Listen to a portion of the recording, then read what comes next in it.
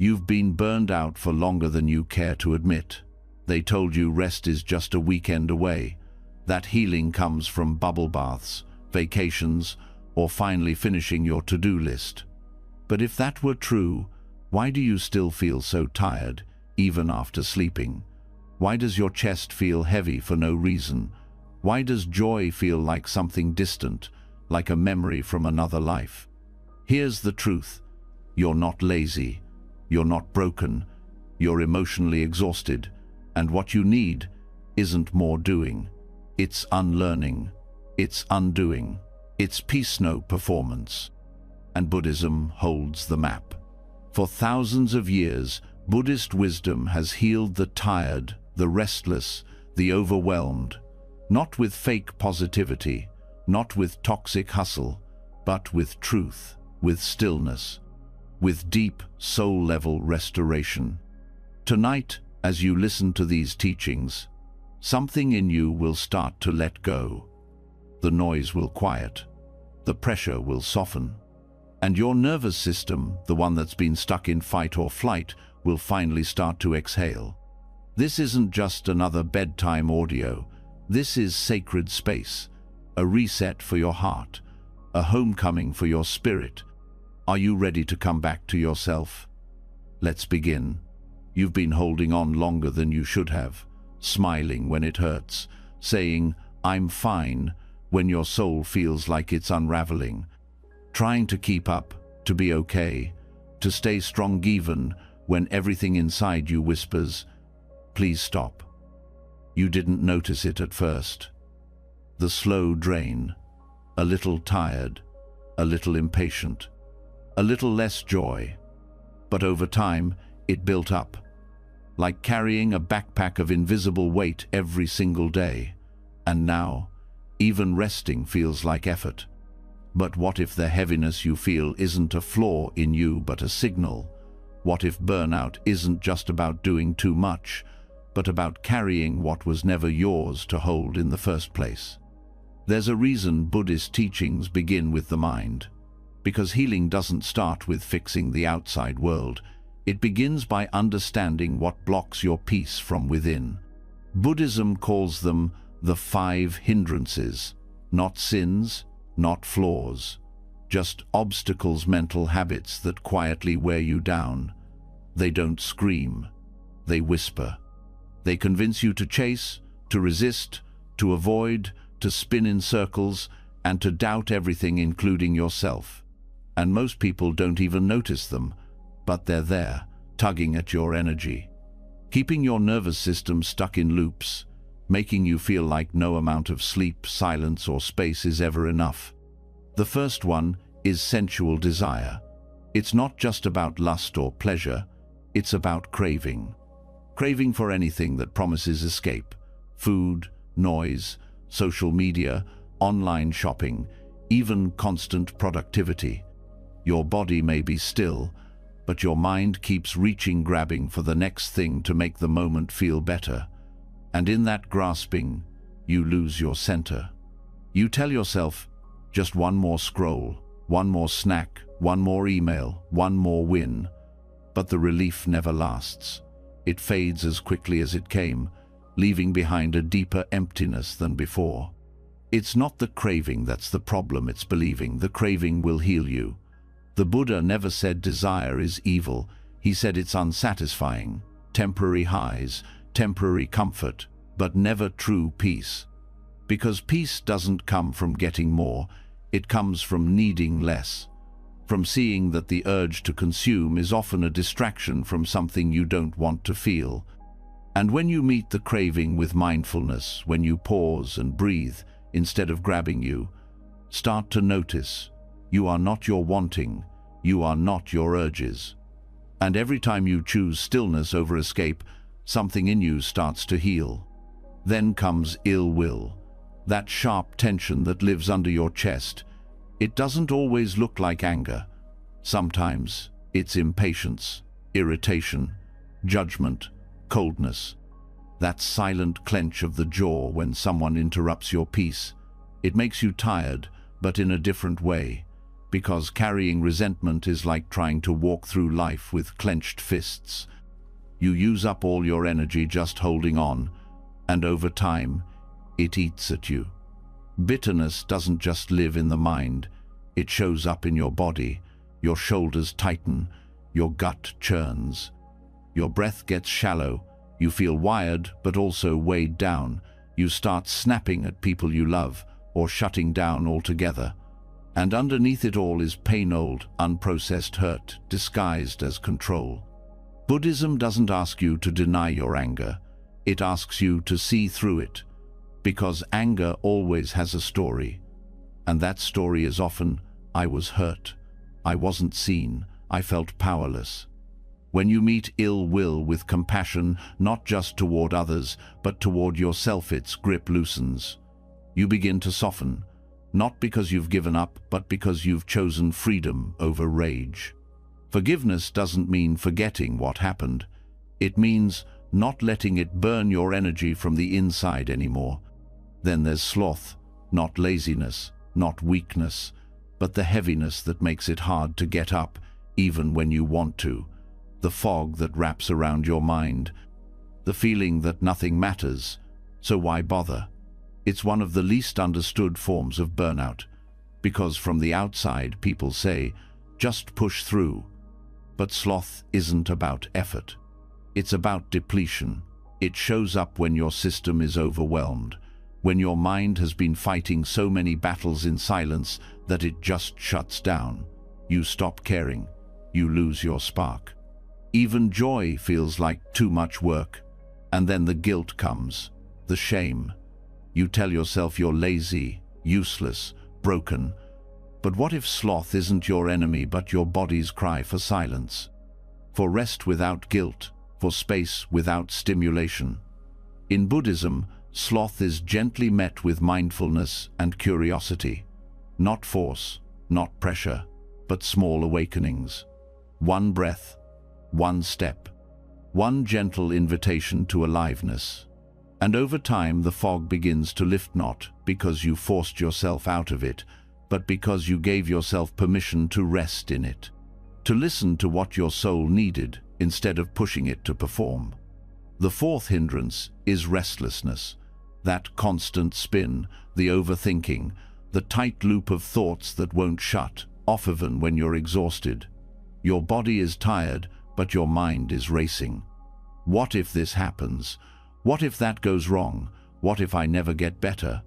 Restlessness is the nervous system's response to unsafety. When life feels uncertain, the mind tries to control it with thoughts.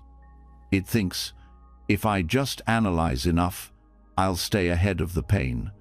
But all it does is drain you. Because thinking is not the same as healing, and planning is not the same as peace. Restlessness often hides underneath achievement, multitasking, even perfectionism. You stay busy so you don't have to feel, but deep down you're tired of running. So what helps? Stillness, not forced, but kind. Meditation helps. Not to stop thoughts, but to notice them without grabbing them. To see that thoughts are just weather. They come, they go.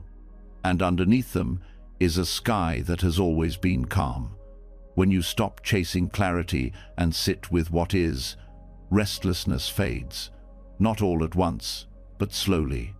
Because when you stop resisting the moment, the mind stops fighting it. And in that space, your energy returns. Then there's doubt.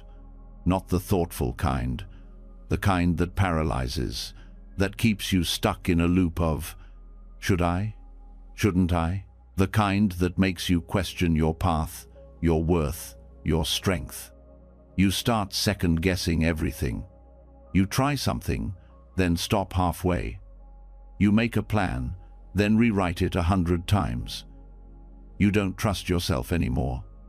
And that breaks something inside. Because when you can't believe in your own voice, the world feels louder, scarier, more overwhelming. Doubt creates internal friction. You spend all your energy debating instead of doing. It doesn't protect you, it drains you. And Buddhism sees this clearly. Doubt isn't solved by more thinking. It's softened through confidence in practice, through remembering, I've survived before. I've healed before. I've figured things out before. Faith not in an outcome, but in the path. Doubt whispers, what if I can't do this? Mindfulness replies, let's just take the next step. And every time you return to presence, you weaken doubt's grip. You don't need all the answers. You just need to stay, to breathe, to trust the small steps. The 5 hindrances aren't punishments. They're just pattern zones that keep you in survival mode. They make your days feel harder than they need to be. They tell you that peace is impossible, that you're not doing enough, that you're falling behind. But when you meet each one with awareness, with patience, with Buddhist wisdom, you take your power back. Not by forcing yourself to be better, but by noticing what's getting in the way of who you already are. Burnout doesn't start with work. It starts with disconnection from your breath, from your truth, from the quiet space inside you that just wants to be held. And that space isn't gone. It's just been covered by craving, by resistance, by fatigue, by noise, by fear. Tonight, you get to return to it, slowly, gently, without judgment. You're not here to fix yourself. You're here to remember yourself. And now that you've seen what's been draining you, we can begin the healing. There is more to learn, more to soften, more to let go. So take a breath. You're doing beautifully. The path is already unfolding beneath your feet. Let's keep walking. You've started to see it now, the quiet ways your mind blocks peace, the craving, the tension, the fatigue, the racing thoughts, the doubts. You've looked them in the eye, felt their grip, and something in you has begun to loosen. You're not as stuck as you thought, but insight is only the first layer. What heals you is how you relate to yourself in the aftermath. Because after all the effort to survive, what you need most now is warmth, not from the world, but from within. A nervous system that's been in fight, flight, or freeze for too long doesn't just need rest. It needs safety, and nothing creates safety in the body like loving kindness. Loving kindness, or metta, is not just a nice feeling. It's not positive thinking. It's a disciplined practice. A rewiring of how you relate to your pain, your body, your past, and the world. It teaches the nervous system what it forgot. That you are not your mistakes, you are not your thoughts, you are not beyond healing. Emotional exhaustion, at its core, comes from fighting life, trying to be better, faster, stronger, calmer, more perfect. It's like swimming against the current. Metta teaches you how to float. Burnout builds from years of harshness. The way you talk to yourself when you're tired, the way you measure your worth through productivity, the pressure to always be useful. These aren't just thoughts, they are nervous system signals. They tell your body over and over, you are only safe if you're achieving. And so, rest feels unsafe. Stillness feels like failure. Self-care feels like guilt. Until you bring in metta. Metta changes the script. It starts with one phrase, repeated silently, may I be happy, may I be safe, may I be at ease. It sounds simple, even silly, but the body listens. Your heart listens, especially if you've never spoken to yourself with kindness before. At first, it may feel empty. Your mind might resist. You'll think, this is stupid, this won't work. That's expected. When you've spent years in self-judgment, kindness feels unfamiliar, but repetition rewires the mind. The phrases act like gentle footsteps, carving new paths in the brain. With time, the messages sink deeper, not because you're forcing it, but because your body starts to believe, maybe I don't have to fight so hard to be worthy. Metta helps heal emotional trauma by replacing the inner critic with an inner caregiver. You don't just observe your pain, you sit with it like a friend. You send warmth to your anxiety, instead of pushing it away. You send love to the tightness in your chest instead of ignoring it. You say, "May I be gentle with this?" and suddenly the tension doesn't need to shout anymore. That small shift-off meeting pain with compassion signals to the nervous system, you're not in danger, you're allowed to rest now. Chronic stress keeps the body hypervigilant. You're always bracing. Even when nothing is wrong, your system is on edge. That's why exhaustion doesn't always come from doing too much. It comes from never being able to relax fully. Metta lowers the baseline. It teaches the system to feel safe again, not through control, but through unconditional warmth. It activates the parasympathetic nervous system, the part of you responsible for recovery. Breath slows. Muscles loosen. Heart rate steadies.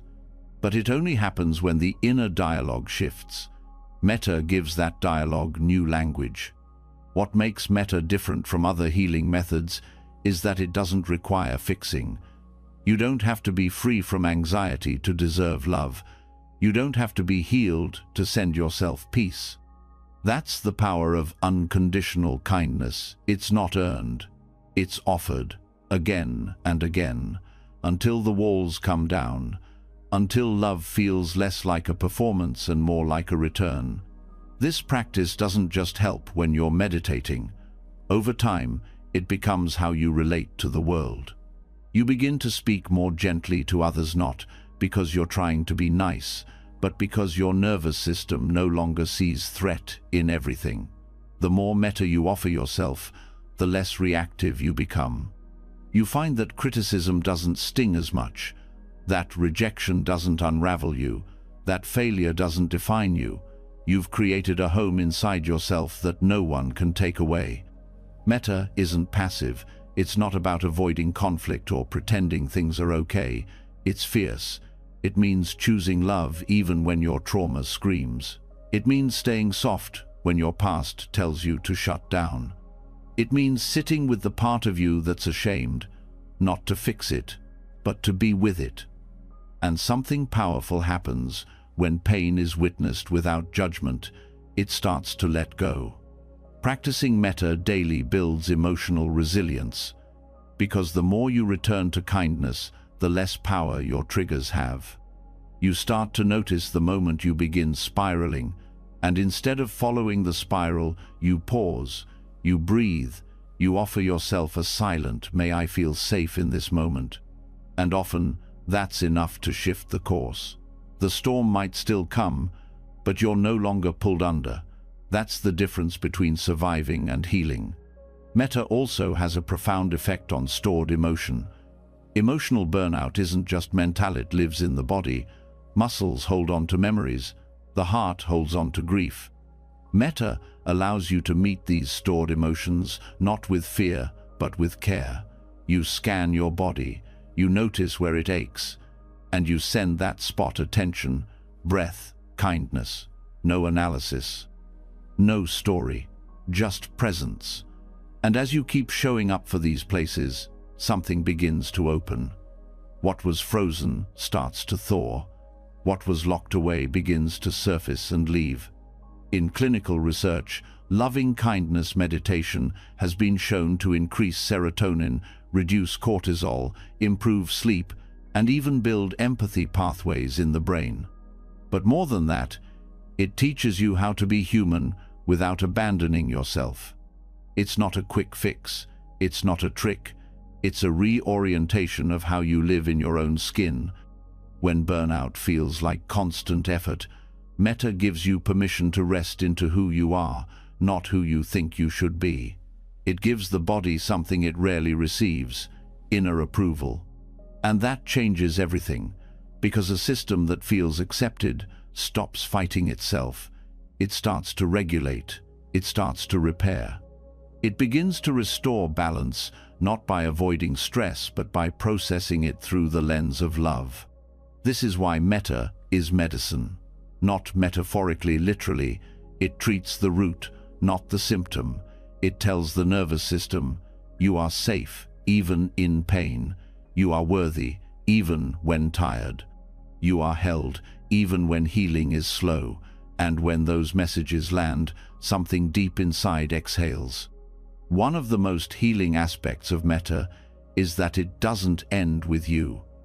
Once you've stabilized the practice for yourself, you extend it to a loved one, to a neutral person, even to someone difficult.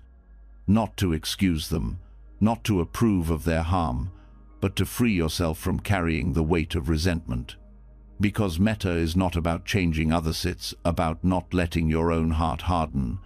Loving kindness is powerful not because it fixes pain, but because it allows you to meet pain without fear. And that, more than anything, is what heals a burnt-out body. Safety, presence, gentleness. Qualities the world rarely teaches, but that Buddhist practice brings to the center. You don't have to be perfect at metta to benefit.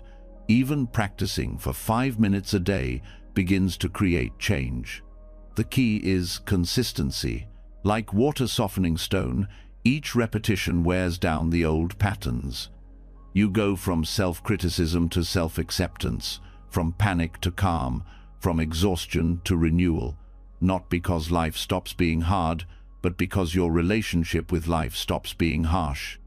Burnout can trick you into thinking you're powerless, that the only way out is to quit everything. But healing doesn't always require escape. Sometimes it just requires a shift in how you meet yourself each day. Metta offers that shift. Not loud, not flashy, but steady, quiet, reliable. And over time, your system starts to learn. I can show up without tension. I can feel without shutting down. I can live without pushing. I can rest even when things aren't perfect. I can be here as I am and still be loved. That's the core of it. Beneath the stress, beneath the burnout, beneath the fear, a quiet voice waiting for you to listen, not demanding, not judging, just offering. A place to rest, a place to breathe, a place to return. So tonight, if the weight still feels heavy, come back to the words. May I be happy, may I be safe, may I be at ease. Say them slowly, say them gently, not to force change, but to allow space. And let that space hold you, because the most powerful medicine is the one that reminds your heart it was never unworthy to begin with, and that is where healing begins. You've begun to offer yourself kindness, not as a reward, but as a way of being. You've felt the shift, the warmth replacing tension, the stillness settling where chaos once lived. But as peace starts to grow, another layer begins to reveal itself. A voice, subtle but persistent. The one that says, "This isn't enough. You should be doing more." That pressure to perform, to prove, to stay ahead. It doesn't vanish with rest or loving kindness. It's built into the very idea of who you think you are.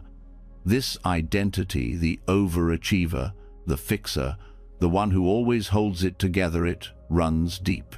It's not just a set of habits. It's how you've defined yourself. It's how you've survived. For years, maybe decades, you've worn the mask of competence, of being strong, of staying in control, and the world has rewarded you for it. Praise, respect, achievement. But beneath it all, a cost has been growing. The cost of never feeling like enough, the cost of running on empty, the cost of confusing your worth with your output. The truth is, burnout isn't just about overwork. It's about over-identifying with the doing, with the striving, with the idea that your value depends on performance. Buddhism offers a different lens. It doesn't tell you to work harder or fix yourself. It asks something far more radical, to question the self you think you are. At the heart of Buddhist wisdom is the teaching of anatta non-self. Not to say you don't exist, but that who you think you are isn't fixed, that the identity you cling to is not your essence, but a construct. And constructs, by nature, are impermanent. The overachiever isn't who you are. It's just a role, a pattern of thoughts, emotions, behaviors conditioned over time. It arises when certain conditions are present, and it fades when those conditions change. But if you believe it's who you are, you stay locked in its grip. The overachiever identity is clever. It doesn't shout. It whispers in your choices. It's the voice that says yes when you're too tired. The one that takes on extra work to feel important. The one that can't sit still without guilt. It turns productivity into self-worth, success into safety, control into identity. But what happens when you can no longer keep up? When rest becomes necessary, when performance isn't possible, that's when the cracks show. That's when exhaustion becomes existential. Because if you're not achieving, who are you? Anatta answers with clarity. You were never those roles to begin with. The pressure you feel isn't coming from your truth, it's coming from a false attachment. A mistaken view that your value is tied to what you produce. When you see through that illusion, a different kind of freedom becomes possible. You don't have to stop caring. You don't have to abandon your ambitions. But you stop clinging. You stop letting your identity be defined by them. To experience anatta, you start by observing. Watch how your mind narrates your life. Notice how quickly it labels, I'm busy, I'm failing, I'm falling behind, I need to prove myself. Each thought reinforcing the story of the self. But when you really look, those thoughts arise and pass away. They're not solid, they're not facts, they're conditioned events, just like weather. Thoughts, sensations, reactions all coming and going. None of them are you. They happen within you, but they are not you. You are the awareness noticing them. As you practice this, something begins to shift. You stop defending the identity. You stop needing to win every argument, to be seen a certain way, to be productive every hour. You start allowing yourself to be soft, to rest, to be incomplete. And in that space, you discover a deeper truth. Your being is not tied to any of it. You are not your achievements. You are not your resume. You are not your habits. You are not even your pain. You are the open space in which all of it arises and fades. This isn't just philosophical, it's profoundly practical, because when you let go of clinging to the overachiever identity, your nervous system starts to settle. The pressure to always be more dissolves. You begin to work from inspiration, not fear. You start to create because you want to, not because you're trying to earn permission to rest. Even failure feels different. It's no longer proof of your unworthiness. It's just one part of the unfolding process. And with that shift, energy returns. Not the hyperactive energy of stress, but a grounded energy one rooted in truth, not performance. Practicing anatta doesn't mean erasing your personality. It means loosening your grip on it. You can still have preferences, goals, passions, but you hold them lightly. You stop reacting from ego. You begin responding from presence. And this changes how you relate to others too. Because the more tightly you cling to identity, the more defensive you become. You see others as threats, rivals, obstacles. But when identity softens, compassion grows. You recognize your shared humanity. You see that everyone is acting out their own conditioned stories. And instead of judging, you start to listen. In burnout, one of the most painful aspects is isolation, not just from people but from yourself.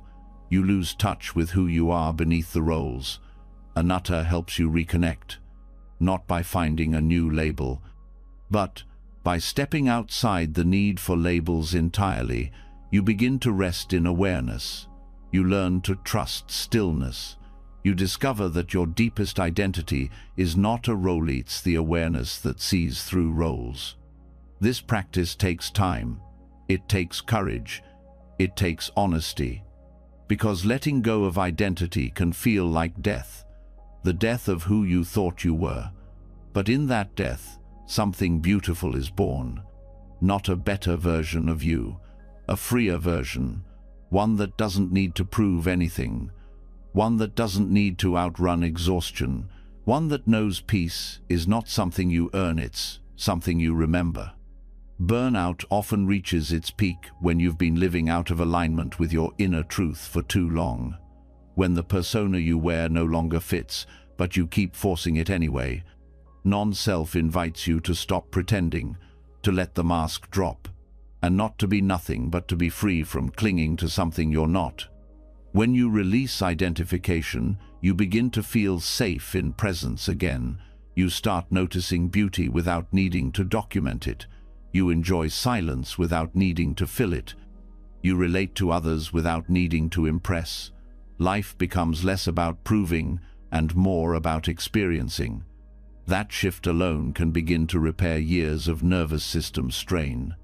There is deep rest in letting go of being someone, because trying to be someone all the time is exhausting, especially when that someone is never allowed to be tired, never allowed to fail, never allowed to just be. When you see that you're not that identity, you make space for all of you, the soft parts, the scared parts, the quiet moments, the imperfect decisions, and you realize none of it makes you less. It just makes you human. Anatta doesn't leave you empty. It leaves you open. Open to life, to truth, to simplicity. Open to acting without over-attaching. Open to caring without clinging. Open to effort without pressure. You don't need to abandon your responsibilities. You just stop using them to define yourself. You shift from, I must do this, or I'm worthless too. This is what I choose, from presence.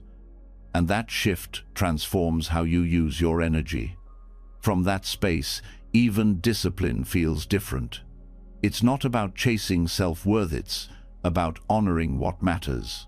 You work, not because you're afraid of being nothing, but because your values guide you.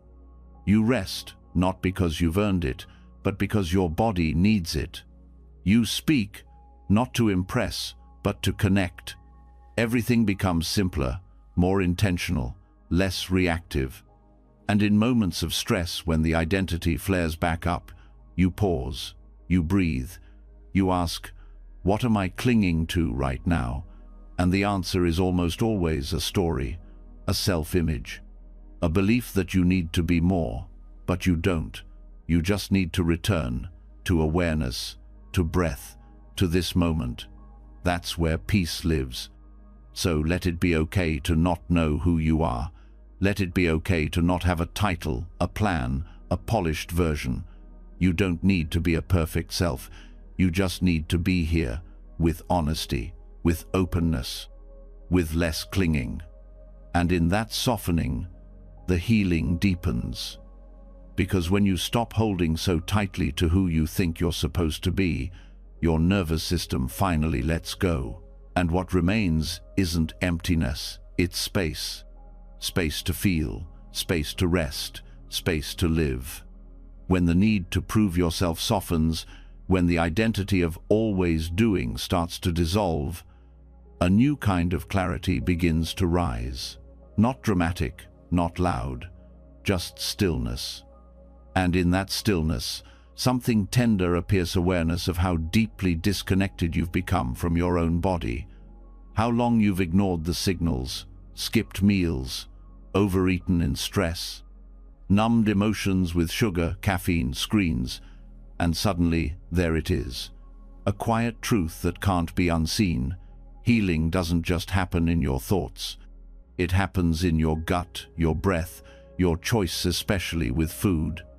The body carries the memory of your emotional life, not just trauma, but habits, beliefs, neglect. In Buddhist practice, mindfulness isn't limited to meditation cushions and spiritual texts. It's in how you walk, speak, eat.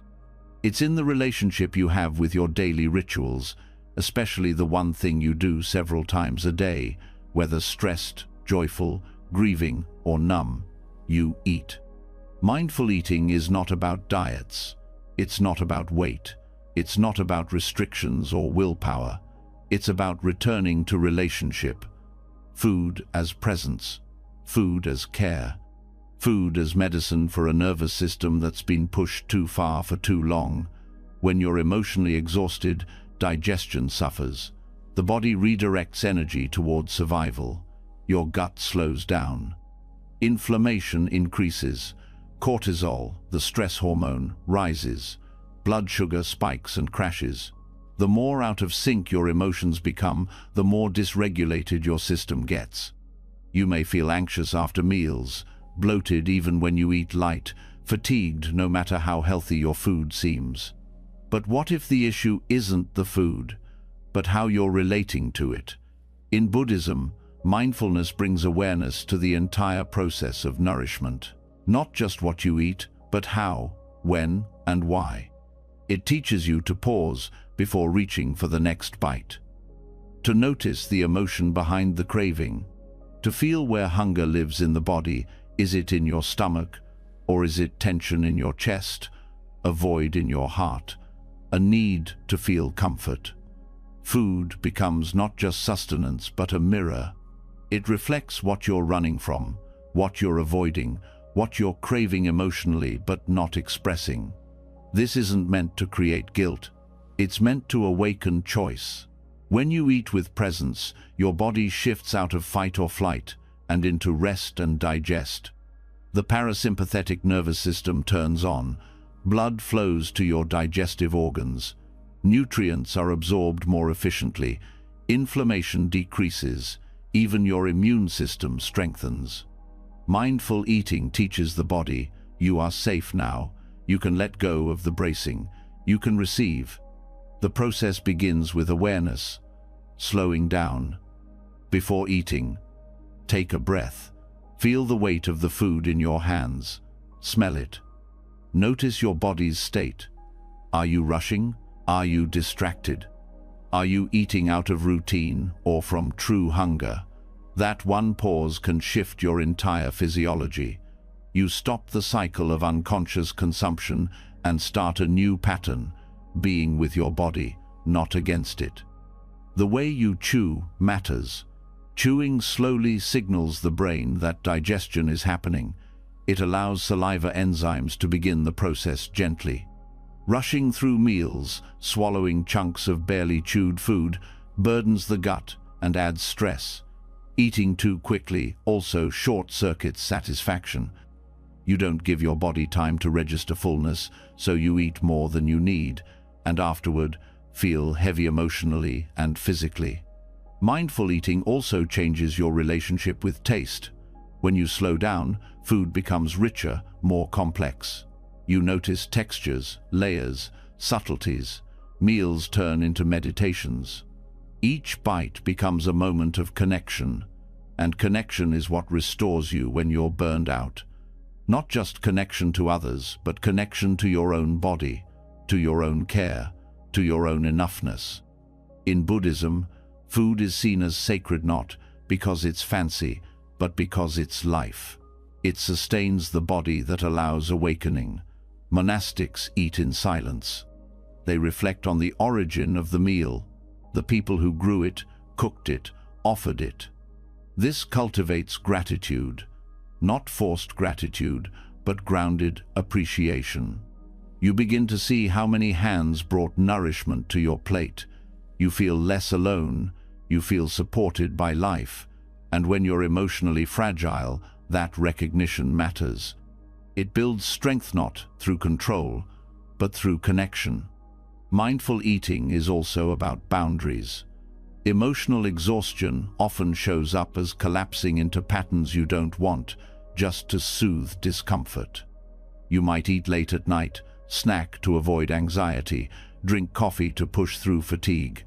These aren't failures, they're signals. Signals that the deeper need is rest, regulation, comfort. When you meet those needs directly, you stop using food to fill what it cannot. Boundaries become easier. You start asking not, what can I eat, but what would nourish me right now? And sometimes, nourishment means stopping. Not because you're restricting, but because you're full, because you're listening. Stress-related inflammation doesn't only come from what you eat, it comes from how you feel while eating. Guilt, anxiety, shame, they are all inflammatory. They disrupt digestion. They create chemical cascades in your bloodstream. They make your body feel like it's under threat. Even healthy eating becomes unhealthy when it's driven by fear. Mindful eating is different. It's not about perfect choices. It's about a relaxed state. That relaxed state heals. You start to notice patterns. Maybe you crave sugar when you're overwhelmed. Maybe you skip meals when you're anxious. Maybe you graze all day to avoid stillness. These are not random. They are strategies your body has learned to cope. And mindfulness doesn't judge them. It studies them. It brings curiosity instead of shame. And curiosity creates space for change. Regulating adrenal overload begins with stabilizing blood sugar, calming the gut, reducing cortisol.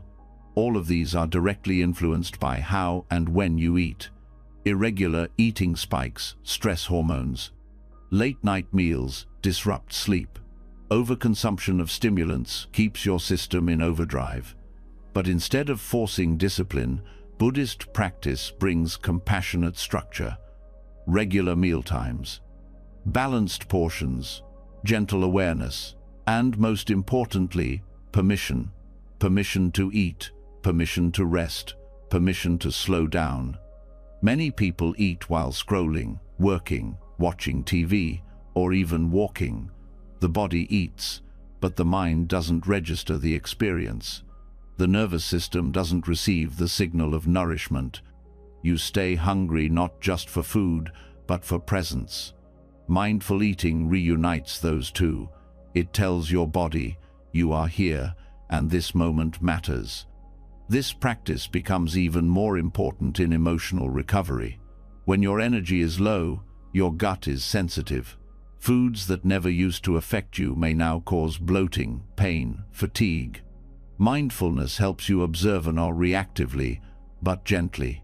You begin to notice how different foods make you feel, not based on trends, but based on truth. You learn to trust your body's signals. And the more you trust, the less overwhelmed you feel. That trust is what rebuilds your inner safety. Because a body that's listened to begins to cooperate. It softens. It restores. In Buddhist tradition, the goal is not to suppress desire, but to transform relationship. Eating is no exception. You're not trying to eliminate craving. You're learning to sit with it, feel it, understand it. Sometimes the craving leads to food. Sometimes it leads to tears. Sometimes it leads to breath. Either way, you meet it with awareness. And that awareness is what untangles the old wiring of urgency, of guilt, of mindless habits. There's also healing in simplicity, in slowing down to prepare a meal, in choosing whole foods when possible, in giving thanks, in chewing slowly, in stopping when full. These are small acts, but together, they create a rhythm. And rhythm restores nervous systems. It gives your body something predictable, grounded, reliable. And that, when everything else feels chaotic, is a gift beyond measure. You may notice that when you eat mindfully, your entire day shifts. You make better decisions, you speak more calmly, you feel more stable. That's because nourishment affects neurotransmitters, hormones, energy levels. It affects how you think, how you feel, how you connect. Food isn't just fuel, it's a conversation with your cells. A message of safety or stress. Mindfulness ensures that the message is healing. As this becomes a way of life, you stop fearing food.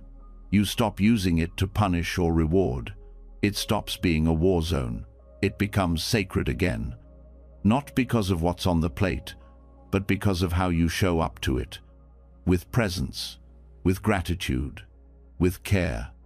And slowly, as the inflammation fades, as digestion improves, as energy returns, you begin to trust your body again. You begin to feel at home in yourself. Not by following rules, but by rebuilding relationship. That is the power of mindful eating. It doesn't just nourish your stomach, it nourishes your life. So the next time you eat, treat it as practice, as prayer, as peace, not perfect, just present. Because every bite you take with awareness is a step toward healing. Not just physically, but emotionally, energetically, spiritually. Healing that doesn't come from effort, but from attention. You're not broken, you're rebuilding, one mindful moment at a time. As you begin to slow down, as your body starts to listen, another kind of tension reveals itself, one that doesn't live in muscles or digestion, but deep in the mind. The kind that wakes you at night with a racing heart. The kind that whispers, "What if?" every time you try to rest. The kind that makes even peace feel unfamiliar. It's the background noise of anxiety, the kind born not just from fear, but from the need for everything to make sense, to be secure, to stay in place. And it's this very need that keeps you exhausted. Beneath the surface of burnout is the craving for control. The belief that life must follow a plan, that outcomes must be predictable, that identity must be stable. You chase routines, expectations, roles, and when life doesn't cooperate, when things shift or fall apart, the structure you clung to cracks. That crack is where anxiety enters, not because things are broken, but because your mind cannot accept change without resistance. Buddhist philosophy offers a way through this, not by fixing or rearranging what's broken, but by seeing that the structure itself was never permanent. The core teaching is shunyata, emptiness. Not emptiness as void or absence, but as openness, as fluidity, as the natural state of all things. Nothing has an independent, fixed essence. Everything depends on causes, conditions, and relationships. Nothing stays the same. Nothing is isolated. And while that may sound unsettling at first, it is the very insight that loosens the grip of anxiety. Anxiety thrives on rigidity, on the belief that things must be a certain way in order for you to feel okay. When that belief is exposed, when you realize that nothing can ever be held in place permanently, not thoughts, not roles, not people, not even your idea of yourself, something unexpected happens. Instead of panic, there's space. Space to breathe, space to let go, space to stop fighting reality. This shift doesn't numb you, it frees you, because when you stop expecting life to behave according to fixed structures, you stop blaming yourself every time things change. You stop panicking when plans fall through. You stop exhausting yourself trying to keep everything stable. You begin to move with life, not against it. Burnout often comes from this subtle resistance, trying to make impermanent things stay permanent. Jobs change, people evolve, bodies age, identities shift. But when your sense of self is attached to these things, every change feels like a threat. You try to hold tighter, you overcommit, you overperform. You suppress uncertainty with busy schedules and high standards. But the uncertainty remains, and your energy drains trying to manage it. Shunyata teaches a different response. It doesn't ask you to abandon life. It asks you to meet life without expecting it to remain fixed. That doesn't mean you become passive.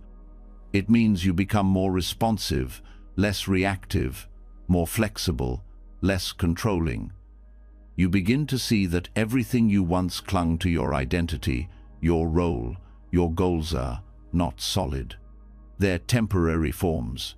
They arise and pass, just like thoughts, just like emotions, just like seasons. Understanding this intellectually is one thing. Living it is another. It begins with awareness, with watching how your mind reacts when things shift. Do you tighten when plans change? Do you feel unsafe when something is unclear? Do you find yourself rehearsing the future to avoid discomfort? Each of these habits, is built on the illusion of solidity. Shunyata breaks that illusion not to leave you lost, but to help you return to flow. Anxiety often comes from the mind treating thoughts as facts. But thoughts, like all phenomena, are empty. They have no inherent power. They pass through. They arise due to conditions and dissolve when those conditions fade. When you stop identifying with every thought, every belief, every fear, you give the mind room to rest.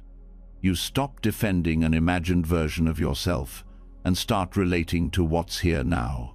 Shunyata also applies to emotions. Emotions are not enemies, they are movements. They surge and fade. No emotion stays. But when you cling to identity, I am anxious, I am broken, you freeze the emotion into something solid. And that solidity becomes heavy. You resist it, you suppress it, you judge it. But when you see the emotion as an empty event happening, passing, not defining, you respond with less fear. You say, "This is arising now, but it is not me. It will move." This insight dissolves shame. Shame tells you that your burnout is a personal failure, that your anxiety means something is wrong with you. But when you understand emptiness, you realize that your current state is just the result of countless conditions, not a permanent defect. You begin to treat yourself with more compassion, not as a broken version of some ideal, but as someone meeting changing conditions with awareness. This shift also changes how you relate to others. Often, interpersonal anxiety is rooted in expectations. You expect people to act a certain way, to meet certain needs, to never change.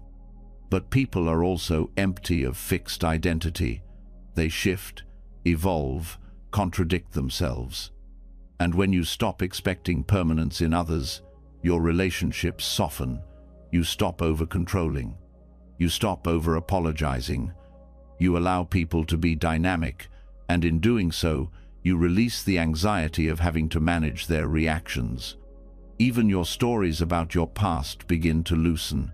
You stop defining yourself by old wounds, old roles, old mistakes. You see that those experiences happened, but they are not you. They were conditioned moments. You can learn from them, hold them gently, and let them be part of a much bigger, unfolding truth. Not a single event can define a being that is constantly changing. This doesn't make life meaningless. It makes it sacred. Because when you stop seeking permanence, you start appreciating the moment. You savor a conversation because you know it won't happen again in the same way. You pause for breath because you no longer assume there will always be time later. You live with more awareness, not because of fear, but because of presence. In Buddhist meditation, emptiness isn't just a concept, it's an experience. As you sit and observe, thoughts become less personal, sensations become less reactive. You begin to experience spaciousness, not the absence of experience, but the absence of clinging. And that space is deeply restorative. It's the opposite of burnout. It's the place where energy is not wasted, defending, grasping, controlling. It's the place where being is enough. You may notice that as you practice this, your nervous system starts to uncoil. The constant need to fix everything fades. You become more comfortable with not knowing. You stop chasing certainty. And in that letting go, you reclaim your strength, not the brittle kind that resists, but the resilient kind that bends without breaking. Even in moments of stress, the insight of emptiness can ground you. You can pause and ask, what story am I clinging to? What fear am I treating as truth? What role am I defending? And as you examine those attachments, they start to dissolve. You're left not with confusion, but with openness. And in that openness, new choices arise. You're no longer reacting from old scripts. You're responding from awareness. Shunyata is not about disconnection. It's about seeing the interconnectedness of all things. You see that your burnout isn't isolated. It's woven from societal pressures, personal history, collective fear, biological rhythms. Nothing exists on its own. And that insight brings humility. It helps you forgive yourself. It helps you let go of blame. And it helps you begin again without the weight of who you think you're supposed to be. Burnout often feels like being stuck in a small, tight room with no exit. Emptiness reveals that the walls were never real. They were made of expectations, assumptions, identities. And when those dissolve, the space opens. You can breathe again. You can move again. You can live again. So let your grip soften. Let your definitions loosen. Let your story rest. The more you empty, the more you discover. Not nothingness, but freedom. Not absence, but peace. Not void, but clarity. There's nothing missing from you. There's just too much holding on. And now you're learning to let go, to rest in what's here, to meet each moment without armor. And in that meeting, something deeper awakens. Something that was never burned out, never anxious, never rigid. Something that's been waiting quiet, spacious, kind. Letting go has already started to reveal what doesn't need to be carried. You've seen how clinging to certainty, identity, and performance holds your anxiety in place. You've tasted what it's like to soften your grip and allow openness. But there's another layer quieter, older, deeper, one you rarely notice because it's always filled with notifications, with voices, with planning, with opinions. Even healing can become noisy. Even self-awareness can turn into another inner conversation. And this constant stimulation is not neutral. It's draining you, not because the world is loud, but because silence has become rare. Silence isn't the absence of noise, it's the presence of clarity. In Buddhist practice, noble silence is not just about being quiet. It's about choosing to stop all unnecessary speech, both external and internal, so the mind has a chance to reset itself. This kind of silence is not passive, it's restorative. It's structured stillness, designed to release you from the mental overload that modern life normalizes. When you're burned out, your mind doesn't stop because you want it to. It keeps spinning because it has never been trained to pause. Information keeps pouring in long after your system has reached its capacity. You keep listening, talking, replying, consuming. Even in moments that look like rest, your attention is still active, scanning, anticipating, interpreting. Noble silence cuts through all of this, not by removing stimulation completely, but by creating a clear boundary that allows the nervous system to finally stop performing. Mental fatigue builds slowly, not just from overwork, but from the subtle demand to constantly process words, reactions, headlines, background noise.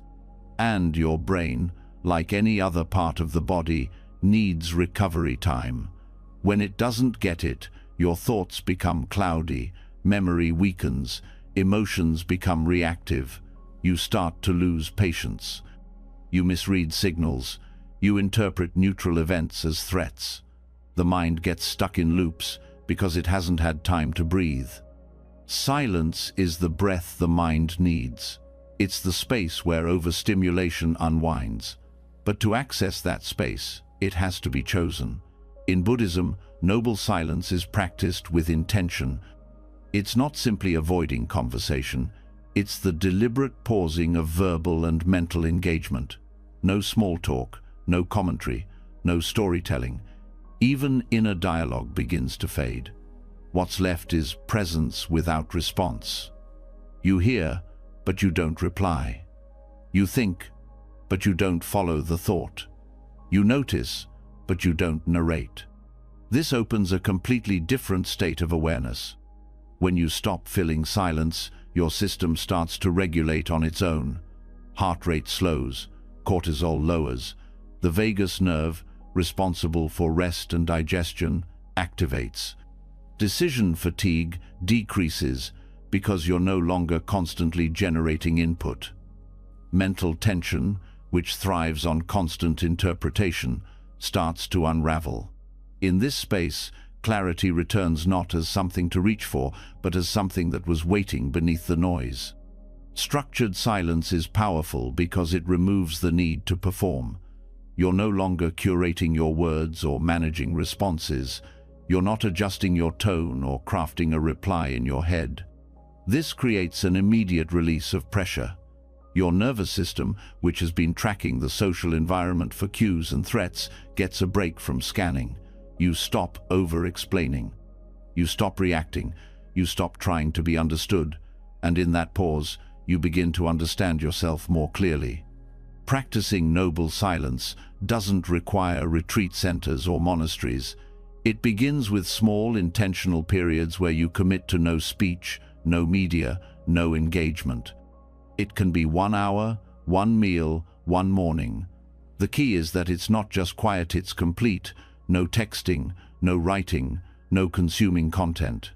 It's not about isolation. It's about emptying the channels that constantly demand attention.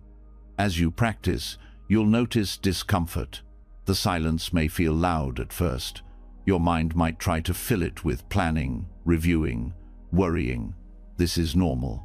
It's the mind detoxing from overuse. Let the thoughts rise and pass without holding them. Don't try to suppress the noise. Just stop feeding it. Every time you return to the silence, the noise loses its grip. Every time you choose stillness, the fatigue starts to lift. Structured silence also helps regulate emotional intensity. When you're constantly reacting, there's no time to metabolize what you're feeling. Emotions pile up. Irritation masks sadness. Fatigue hides behind anxiety. Silence gives them space to be felt and released without explanation. You don't need to name every feeling. You just need to stop distracting yourself from them. The body knows how to process what's real when it's no longer overloaded. One of the most misunderstood aspects of silence is that it's boring. But that boredom is actually a gateway. Underneath boredom is your nervous system recalibrating to lower stimulation. What you interpret as emptiness is actually balance returning. You're not losing engagement, you're gaining depth. Your senses become sharper. You begin to hear subtle sounds. Feel your breath more fully. Notice the tension leaving your shoulders. Awareness deepens without effort. Noble silence also allows space between stimulus and response. This is essential for burnout recovery. Without space, you react on autopilot. You agree to things you can't handle. You speak without thinking. You scroll endlessly. But when silence becomes part of your rhythm, you create space to choose. That space gives you power. It helps you stop the spiral before it starts. It gives you the moment to pause before saying yes out of guilt or fear. It gives you the clarity to say no without apology. Silence builds trust in yourself. Because when you stop reaching for external input, you start hearing your own inner guidance again. You stop outsourcing clarity. You remember how to listen inward. This strengthens your intuition. You start to know when you're overwhelmed, when you're aligned, when you're pretending. That knowing isn't found in advice or noise, it's found in quiet. The practice also creates boundaries without confrontation. You don't need to argue your way into peace. You simply stop engaging where it drains you. Silence becomes your sanctuary, your protection. You don't need to explain your burnout to everyone. You don't need to justify your exhaustion. You step back, you close your mouth, you rest. And in that rest, healing happens. As your nervous system learns this rhythm, silence becomes less of a discipline and more of a refuge. You begin to look forward to it. It becomes a daily return, a moment to reconnect to what's real. You notice how much you speak without intention, how often you fill space because it feels awkward not to. And in noticing, you become more mindful with your words. You speak only when needed. You pause often. You allow space in conversation. This changes how you communicate. It creates less conflict, more clarity, more calm. In Buddhist monastic life, noble silence is not a punishment, it's protection. It protects the mind from distraction. It protects the speech from harm. It protects the energy from scattering. This protection becomes essential when you're healing from emotional exhaustion. You need time away from noise, time away from performance, time away from fixing. Just space. Just being. You can practice noble silence during mundane activities, eating, walking, sitting. The point isn't what you're doing, but how you're doing it, with presence, with stillness, without commentary. And as the silence deepens, you'll notice the difference between quiet and stillness. Quiet is the absence of noise. Stillness is the absence of resistance. Stillness is where you stop struggling to be somewhere else. You stop resisting the moment. You land. This landing doesn't need to feel profound. Sometimes it's just a single breath where you didn't rush. A moment where you didn't need to respond. A walk where you didn't think about anything. That's the medicine. It doesn't heal you through intensity. It heals you through spaciousness, through subtraction, through stopping. Structured silence doesn't solve all problems, but it gives the mind room to see them differently. Without panic, without urgency, you begin to notice patterns you couldn't see before. You recognize how often you give your attention to what drains you. You learn where your boundaries need reinforcement, and you make choices from alignment, not exhaustion. The more you practice, the more silence begins to move with you. You carry it into your life, into the moments of chaos, into the meetings, the commutes, the tension, not as a withdrawal, but as an anchor, a center, a quiet confidence that doesn't need to speak to know its truth. This kind of silence doesn't isolate you. It reconnects you to your body, to your clarity, to the part of you that's never been burned out, just buried. Beneath all the noise, beneath all the doing, there is a stillness that has never been touched by fatigue.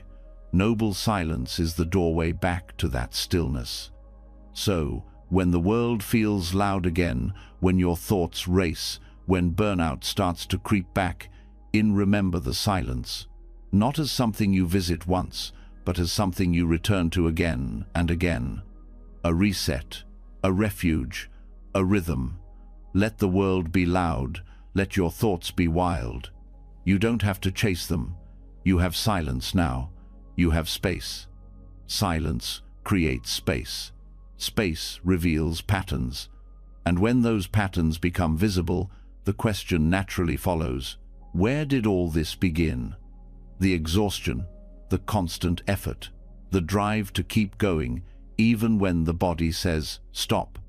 You can trace it back through schedules, habits, responsibilities, but deeper than that, it lives in the choices repeated over time, not always conscious, not always recent, but woven into your rhythm like a thread that never breaks. The body holds the tension, the mind holds the story, and underneath both is something even older: karma. Karma means action, not just physical actions, but the energy behind them, the intentions, the tendencies, the inner push that becomes outer behavior. Karma isn't punishment, it's pattern. When an action is repeated with strong intention, it leaves a groove. That groove becomes your default reaction. Give too much? Numb your needs? Avoid boundaries? These aren't random behaviors. They're karmic, groove-shaped by repetition, reinforced by habit, often invisible until you stop. Burnout doesn't appear overnight. It's built over time through energetic imbalance. Giving when you're empty, saying yes when you mean no, silencing your own needs because others seem more important. It feels noble, at first selfless, generous. But generosity without wisdom leads to depletion. In Buddhism, wise action is not just about doing good, it's about sustainability. If your kindness leads to collapse, it's not aligned karma, it's karmic debt. Energetic debt forms when your actions cost more than your system can afford, like withdrawing from a bank account with no deposits. Every time you override your body's signals to meet someone else's expectations, you take out another loan. Every time you betray your boundaries to avoid guilt, you go deeper into deficit. And even though the world may praise you for your selflessness, your body keeps the balance sheet, one that eventually shows up as fatigue, resentment, illness, or emotional shutdown. This cycle is not always conscious.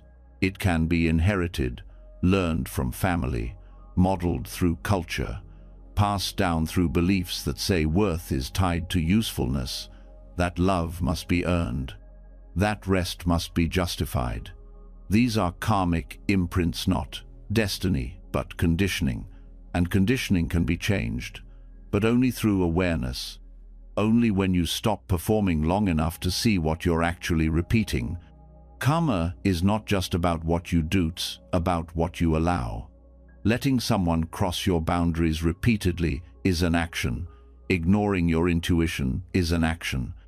Staying silent when your truth wants to be spoken is an action, and each one carries energy, not moral judgment, but momentum. That momentum builds until your life reflects it, until your outer reality starts mirroring the patterns you never paused to examine. Breaking this cycle doesn't begin with effort. It begins with stillness. That's why noble silence comes first. In silence, you see where your energy goes. You notice the urges that drive you to fix, to please, to help without limit. And in that seeing, choice returns. You begin to ask new questions. Who am I doing this for? What am I hoping to receive? What am I avoiding by giving so much? Sometimes the giving is a mask, a way to feel needed, a way to avoid facing emptiness, a way to feel in control. Buddhism doesn't shame these patterns, it reveals them. It teaches that awareness dissolves unconscious karma. Once seen clearly, the action changes. You begin to give from fullness, not deficit. You begin to serve without sacrificing your center. This shift starts with recognition. You track where your energy goes, who drains you, what habits deplete you, where you override your inner no. Then you pause, not to fix, but to feel. To feel the toll of decades of unbalanced giving, to feel the grief of not protecting your own needs. That grief is not weakness, it's honesty, and honesty is the first step to freedom. Energetic debt also shows up as identity. You believe you are the helper, the one who holds everything, the strong one. That identity becomes heavy. It doesn't allow you to fall apart. It doesn't allow you to say, I can't do this right now. And so you keep going. You give past the point of health. You smile through burnout. You say yes through tears. But inside, the weight keeps growing, until silence makes space, until stillness lets the weight speak. Buddhist practice invites balance through wise action. That means not just acting from compassion, but from clarity.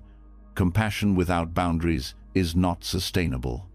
Clarity shows you when to step in and when to step back, when to offer and when to rest, when to listen and when to let go. This balance is what dissolves karmic patterns. You stop reacting. You start responding. You don't need to be everything for everyone. You need to be aligned with what your body and heart can carry with integrity. Energetic restoration also means learning to receive. Many people trapped in burnout don't know how to be supported. They're uncomfortable resting. They feel guilt when not doing. That guilt is karmic residue. It can only be cleared by consciously choosing to stop, to receive without debt, to rest without explanation, to let others hold you, not as a transaction, but as a healing act. Restoration doesn't mean becoming passive. It means acting from wisdom. A rested body can give without collapsing. A regulated nervous system can support others without losing itself. But this requires new karmic patterns. You have to create new grooves, saying no without guilt, asking for help without apology, slowing down even when no one else is. One of the most powerful tools in Buddhist tradition for shifting karma is intention. Every action begins with intention. If your intention is rooted in fear, the action carries stress. If your intention is rooted in self-awareness, the action carries peace. Setting intention before acting changes the karmic result. You ask yourself, is this action aligned with truth? Does it honor my body? Am I acting from love or fear of rejection? These questions bring you back to center. You also begin to notice the results of past actions with compassion, not as self-blame, but as understanding. You trace your exhaustion to patterns of pleasing, perfectionism, over-responsibility. You acknowledge the pain they caused, not just for you, but for others. Because overgiving often robs others of their own power. Your karmic healing becomes theirs too. When you step out of old roles, others are forced to meet life differently. That's how cycles change. This is not a call to selfishness. It's a return to right relationship. With yourself, with energy, with time, with truth. Buddhism teaches the middle path, not indulgence, not self-denial. Just balance. Karma becomes balanced when actions are rooted in awareness. You give because it feels aligned, not because it buys approval. You stop when your system says stop, not when collapse forces you. You speak truth even if it disappoints someone, because the truth is the cleanest energy there is. Breaking karmic cycles of burnout also means rewriting your internal stories. Stories like, I must always be strong. My needs don't matter. If I rest, I'm lazy. These stories aren't facts. They're conditioned responses, and they can be unlearned. Every time you choose presence over performance, rest over reaction, truth over image, you create new karma, new possibilities, new energy. This work is subtle. It doesn't happen overnight, but it does happen. With each small shift, the system rebalances. Fatigue starts to ease. You no longer feel haunted by the past. You begin to trust the body again, trust your timing, trust your enoughness. Not because you're trying, but because you're no longer draining energy on proving, fixing, controlling. And that's where freedom begins. Not in becoming someone new, but in remembering what was always there when you stopped giving it all away. You don't need to keep earning rest. You don't need to justify your needs. You've paid more than enough. Now is the time to stop the cycle. Now is the time to restore. Let the karmic debts dissolve, not through effort, but through awareness. Not through more giving, but through deeper presence. Life doesn't need you exhausted. It needs you clear, whole, honest, alive. Awareness is now unfolding where effort used to live. You're learning that burnout isn't just about doing too much. It's about how and why you give your energy in the first place. When karmic patterns of over-responsibility are exposed and released, something quieter emerges. But even in that stillness, there's another layer on that pulls and pushes with every outcome, every emotion, every reaction. It's not just the doing that drains you, it's the emotional ride underneath it. The constant swinging between wanting and fearing. And this is where the 8 worldly winds take hold. In Buddhist teaching, the 8 worldly winds are the shifting forces that influence nearly every choice, reaction, and emotional state. Gain and loss, praise and blame, fame and disrepute, pleasure and pain. These pairs seem natural, even unavoidable, but when they take root in the heart, they create cycles of hope and fear that leave you emotionally unstable and deeply exhausted. It begins with gain, the thrill of achieving, of acquiring, of finally having something to show for your effort. Gain creates a high, a rush, but it also creates attachment. You fear losing what you've gained, so you work harder, strive more, protect what you've collected, whether it's success, recognition, or emotional validation. And when gain is your focus, the mind becomes restless. It starts to measure every moment based on what it can add. This chase is endless, because gain never feels final. It only creates more desire, more striving, more anxiety. Then there's loss, inevitable, yet always unwelcome. Loss strips you of what you worked for, what you thought defined you, what you assumed would last. And the emotional energy required to resist loss is immense. You grieve, yes, but often it's not grief alone. It's fear, shame, identity collapse. You internalize loss as failure. You take on guilt that was never yours, and instead of letting go, you hold tighter to whatever is left. This tension eats your energy from the inside out. You become exhausted not just by what you lost, but by the need to hold on. Praise seems harmless. It lifts you up, confirms your effort, validates your value. But the danger of praise is how easily it becomes addictive. You begin to crave it. You align your choices with what will keep the approval coming. You measure your worth by the reaction of others. Praise can trap you in roles that no longer serve you, because stepping out of them might mean losing the applause. And when that happens, you begin to live for others' comfort, not your own truth. Emotional exhaustion builds in this performance, slowly, steadily, until even praise starts to feel hollow. Blame, on the other hand, cuts deep. It turns quickly into self-judgment. You internalize every criticism, even the unfair ones. You overanalyze, over-apologize, over-correct. You try to prove you're not what they said you were. This leads to emotional overwork, the kind that comes from constantly trying to redeem yourself. And the irony is, the more you carry the burden of blame, the more reactive you become.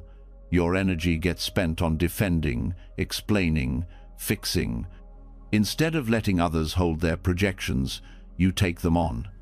And with each act of self-protection, the fatigue grows. Fame doesn't just mean public recognition. It's the desire to be seen, admired, chosen. In small ways or big ones, you seek to be important, to matter, to be noticed. And again, the pursuit itself isn't wrong, but when it becomes a source of identity, your energy gets tied to the spotlight. You become anxious about being forgotten. You say yes to things that burn you out just to stay relevant. You start living as a version of yourself that's more palatable, more impressive, and deep down, you begin to feel fake. The effort to maintain the image becomes unsustainable. Then comes disrepute, the fear of rejection, of not being enough, of being misunderstood, disliked, dismissed. You react to it by shrinking or by performing even harder. You over-explain to avoid being misjudged. You stay silent to avoid disapproval. You begin to distrust your own voice. And when disrepute lands, even unintentionally, it feels like an earthquake. Your emotional foundation shakes because your sense of worth was too dependent on being liked. The fear of disrepute locks you in constant self-monitoring, draining your peace moment by moment. Pleasure pulls like a magnet, a moment of ease, a sense of reward. But it can also become a trap when your nervous system starts depending on it to feel okay. You push yourself harder, telling yourself the next break, the next indulgence will make it all worth it. But when pleasure is used as a bandage, it never satisfies. You become restless between hits of comfort. You crave more, yet feel less. The body feels good temporarily, but the burnout remains. Because pleasure cannot repair what presence has abandoned, and pain the one you work hardest to avoid. Physical, emotional, mental discomfort. You numb it, resist it, judge it, but pain grows when denied. It spreads through tension, through exhaustion, through quiet resentment. When your life becomes shaped around avoiding pain, you lose access to freedom. Your decisions shrink, your options narrow. You settle, you endure, and even when the pain is gone, your body keeps bracing for it. That constant guarding is what creates a baseline of chronic stress. It's not the pain itself, it's the war against it. The 8 worldly winds aren't wrong. They are part of being human. But when they control you, when your emotional balance depends on chasing the positive and avoiding the negative, they become the roots of exhaustion. Your nervous system becomes trapped in a loop of reactivity. One praise and you're up, one critique and you're crushed, one success and you're flying, one failure and you're falling. There is no steady ground, no inner refuge. Buddhist wisdom doesn't teach you to ignore these winds. It teaches you to observe them without being carried away. It teaches you to anchor in what doesn't move. When you see the 8 winds clearly, you stop living for outcomes. You stop tying your energy to how things go. You act from presence, not pressure. You speak truth without waiting for applause. You rest even if no one understands why. You hold space for loss without losing yourself. And most importantly, you stop fighting the natural rhythm of rise and fall. This practice brings balance, emotional neutrality, not coldness, but steadiness. You begin to hold praise and blame the same way, with curiosity, not clinging. You feel gain and loss without defining yourself by either. You stop proving, comparing, fearing. Your energy, once scattered by extremes, returns to center. Burnout recovery requires this stability, because no amount of rest will last if your emotions are still ruled by winds you don't see. You'll rest for a day and get thrown off by one harsh comment. You'll meditate all morning and unravel after one setback. Real peace means not being tossed around. It means finding shelter in your own awareness. The 8 worldly winds are subtle. They sneak into daily thoughts, choices, conversations. They become so familiar you don't question them. But every time you pause to notice their pull, you weaken their grip. Every time you act without chasing reward or fearing rejection, you create new freedom. And that freedom is what repairs the nervous system. Not just rest, but inner safety. Freedom from the winds doesn't mean indifference. It means maturity, wisdom, a kind of internal weatherproofing. Life still moves, feelings still arise, but you're no longer driven by reaction. You respond with clarity, you move with intention, you speak with groundedness. And that groundedness is what protects your energy. Letting go of the winds also means letting go of roles. You stop needing to be the achiever, the fixer, the one who always knows what to say. You let people misunderstand you sometimes. You let yourself be human. You trust that what matters most can't be taken by gain or loss, by fame or failure. It lives deeper than that, in presence, in wisdom, in stillness. So when you feel yourself riding the highs or crashing in the lows, pause, breathe, ask, am I being moved by a wind? And if the answer is yes, that's not a failure, it's a chance to return, to center, to clarity. You don't have to fix it, you just have to see it. Because once seen, the winds start to settle, the mind stops chasing, the body stops bracing, and the exhaustion begins to lift, not because the world has changed, but because you have. When the winds stop tossing you around, something strange happens. Stillness doesn't feel empty, it feels like truth. You see how much of your exhaustion came not from the actual tasks, but from being pulled in every direction emotionally, from trying to manage outcomes, impress others, protect identity. And underneath all of that, a life packed full of roles, obligations, distractions, commitments, choices, goals, full yet somehow never fulfilling. The noise outside mirrors the noise inside. And now comes the most unexpected teaching of all. The path to peace might not be in adding more healing, more tools, more effort, but in letting go. Not slightly, radically. In Buddhism, this is called nekkhamma renunciation, often misunderstood as deprivation or rejection of the world. It's actually the art of releasing what no longer serves your clarity, not to punish yourself, not to prove anything, but to breathe again, to recover the energy that has been scattered across 1,000 unnecessary tasks, distractions, identities, and ambitions. Burnout thrives in complexity.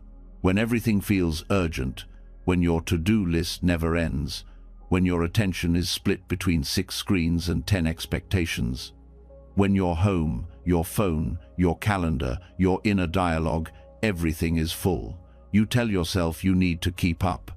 That slowing down would mean missing out, falling behind, being forgotten. But underneath all of it is a truth your nervous system already knows. This pace is not sustainable.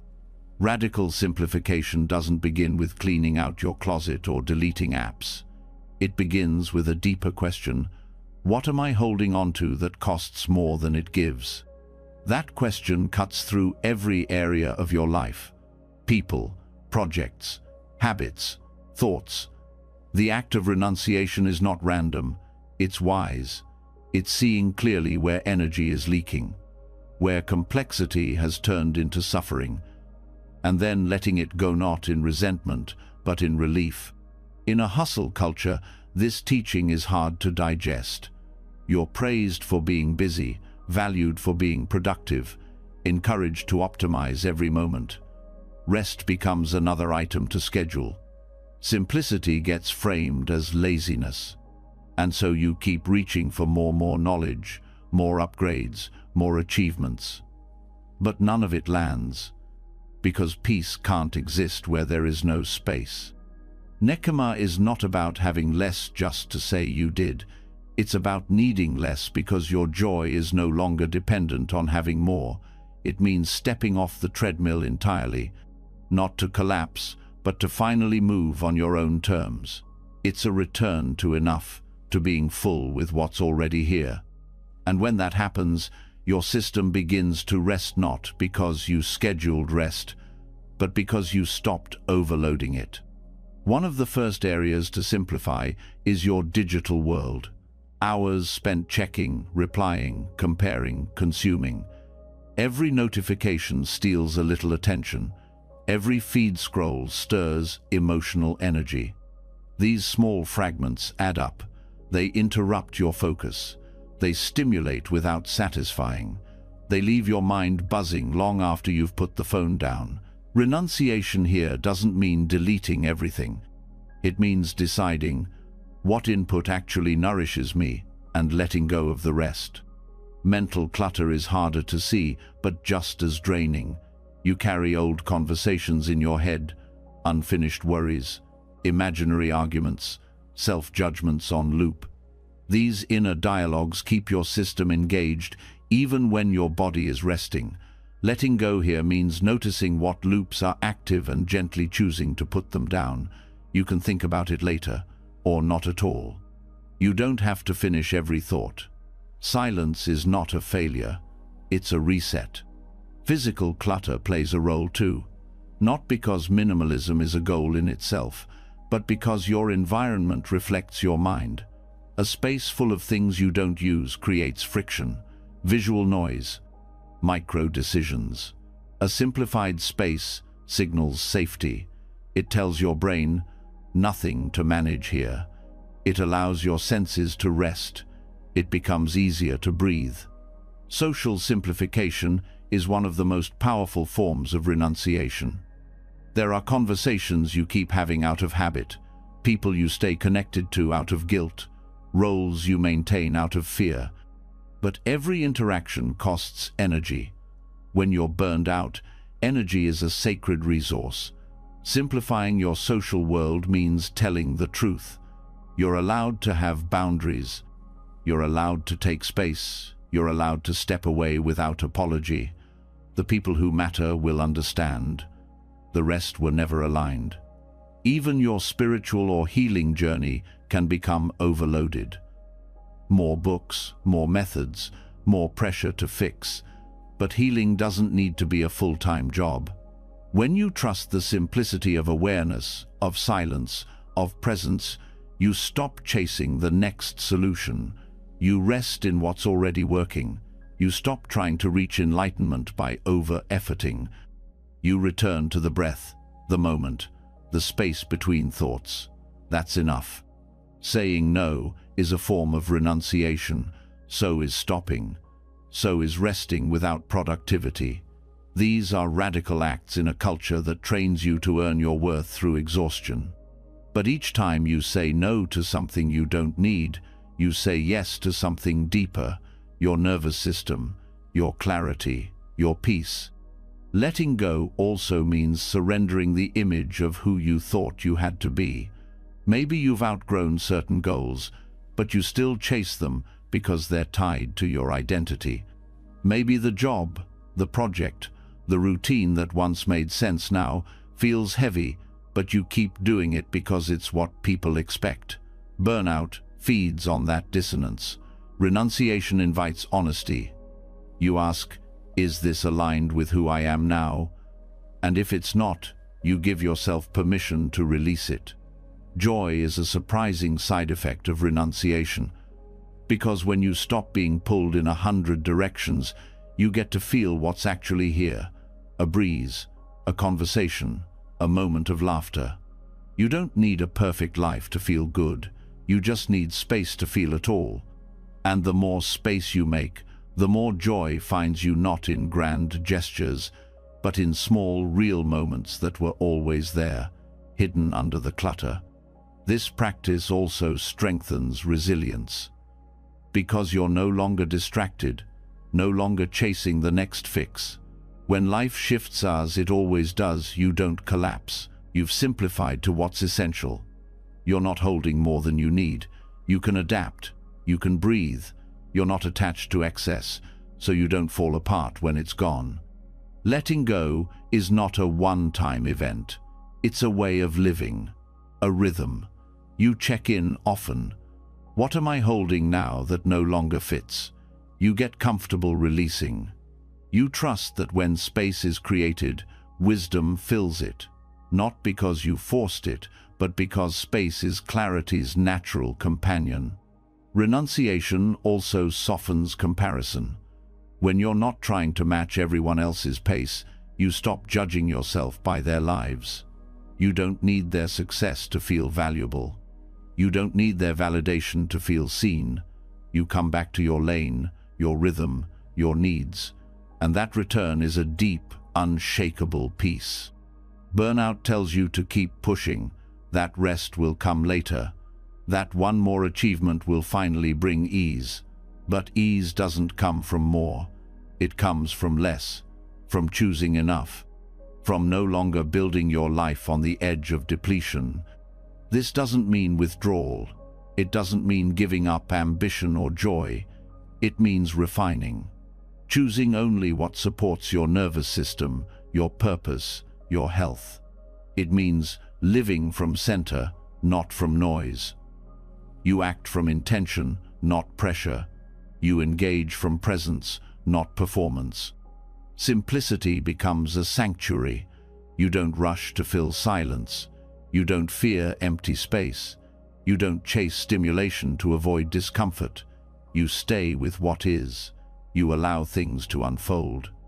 And in that space, the body heals, the mind softens, the heart rests.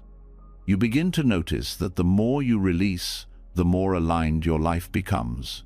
The right people stay, the meaningful tasks remain, the real priorities rise. Everything else fades not because you forced it, but because you made room for what matters. This is the heart of Nekama, letting go not to lose, but to return, to clarity, to enoughness, to energy that no longer leaks but flows. This is not escape, this is not avoidance. This is wisdom in action. This is how burnout ends, not with one more breakthrough, but with one honest breath and a willingness to live more lightly. Letting go begins to reshape everything. You've started releasing what doesn't serve your roles, habits, noise, even parts of yourself you once thought were essential. The pressure to keep up has started to quiet. Space has returned. But there's one attachment that's harder to see and even harder to loosen. It's not just what you do, it's who you think you are because of what you do. That hidden bond between identity and effort, between self and output. Even when your calendar is empty, the urge to prove your value still lingers. And that's where burnout hides next, not in the task list, but in the illusion of self. In Buddhist teaching, this illusion is understood through the 5 aggregates: form, sensation, perception, mental formations, and consciousness. Together, these are called skandhas. They are not things, but processes, layers of experience that give rise to the feeling of I. And it's this sense of a fixed, solid self that keeps you tangled in cycles of stress, striving, and exhaustion. You mistake what arises in experience for who you are. You identify with the contents of your mind, your body, your reactions. And in doing so, you take everything personally, defend things that don't need defending, and carry responsibilities that don't belong to you. The first aggregate is form, your physical body, the material world, everything seen, touched, and held. You begin here because it's the most obvious. You mistake the body for the self. You measure your worth by how much your body can produce. You push it past its limits to meet demands. When the body gets tired, you don't listen. You push harder. You see pain as weakness, rest as guilt, appearance as value. And slowly, you start treating your body not as a home, but as a tool. Burnout thrives in this disconnection. It turns your body into a machine and your needs into interruptions. But form is not you. It is a condition, a process, changing every day. It doesn't belong to you. You borrow it for this life. You can care for it, nurture it, but it cannot define you. When you stop identifying with the body as your worth, you start caring for it from love, not control. You begin to listen, to honor its signals, to let it rest without earning that rest. And that shift is healing. The second aggregate is sensation. The feeling tone that arises with every experience, pleasant, unpleasant, or neutral. You touch something warm. You feel comfort. You hear sharp words. You feel tension. Sensations come quickly and shape your reactions. Without awareness, you start chasing pleasant sensations and resisting unpleasant ones. This becomes a trap. You eat to feel better, scroll to avoid boredom, work to escape discomfort. You end up reacting to the feeling instead of responding to the moment. Burnout deepens when sensations go unnoticed. You keep overriding discomfort for the sake of performance. You stay in situations that feel wrong because you ignore the subtle signals in your gut, your chest, your breath.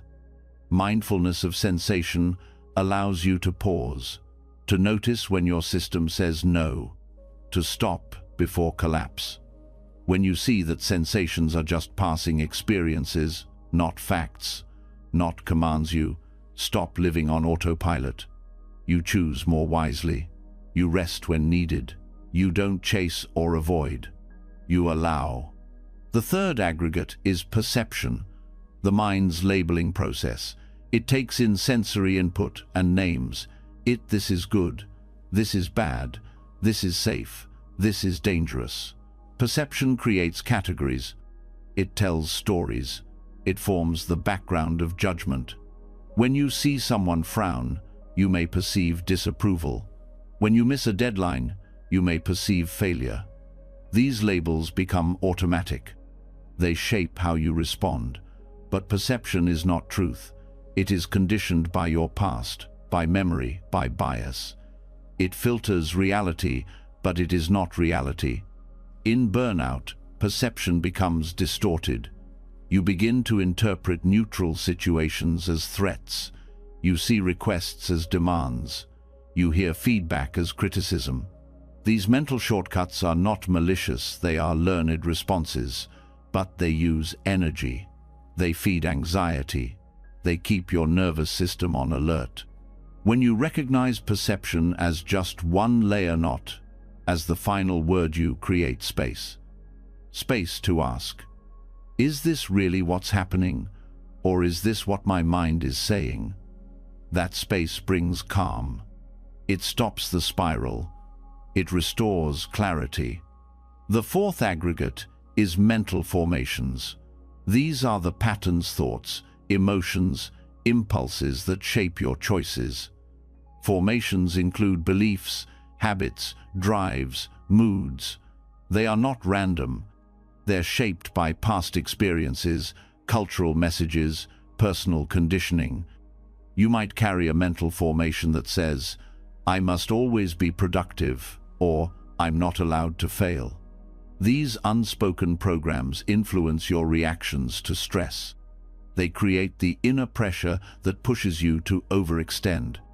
Burnout often comes from unconscious mental formations, from believing that worth must be earned, that rest is weakness, that helping others means ignoring yourself. You don't question these thoughts because they feel like truth, but when you start observing them, really seeing them, you realize they are just patterns, not facts, not you. And when you name them, you loosen their grip. You say, there's the thought again, the one that says I have to fix everything. And then you breathe. You don't follow. You don't resist. You just see. That seeing changes everything. The fifth aggregate is consciousness, the bare awareness that experiences everything else, not thoughts or emotions, but the knowing of them. This is the most subtle layer. Consciousness is not a self. It is not separate. It is the light by which all other aggregates are known. But when you mistake consciousness for identity, you cling to experience. You think, I am my awareness. But even that awareness arises due to causes and conditions. It too is a process. Burnout occurs when consciousness becomes entangled in everything it observes. You become the exhaustion, the stress, the identity of the helper, the achiever, the one who keeps it all together. But when you sit in stillness, when you see that awareness is not the same as what it knows, you gain distance. You can witness without becoming. You can feel pain without drowning in it. You can notice fatigue without building an identity around it. These five aggregates don't bind you unless you cling to them. They are not problems, they are the structure of experience. But when you mistake them for who you are, you suffer. You try to fix what's always changing. You try to control what's not yours. You defend what doesn't need defending. You burn out from holding what isn't solid. Disentangling identity from work starts here, with seeing that the self you're protecting, the one who must succeed, must be useful, must prove their worth, is built from these aggregates. A process, not a person, a temporary configuration, not a truth. And when you loosen your grip, you stop performing, you start living, you meet each moment freshly, without the pressure of being someone, without the weight of the role, without the fear of being wrong.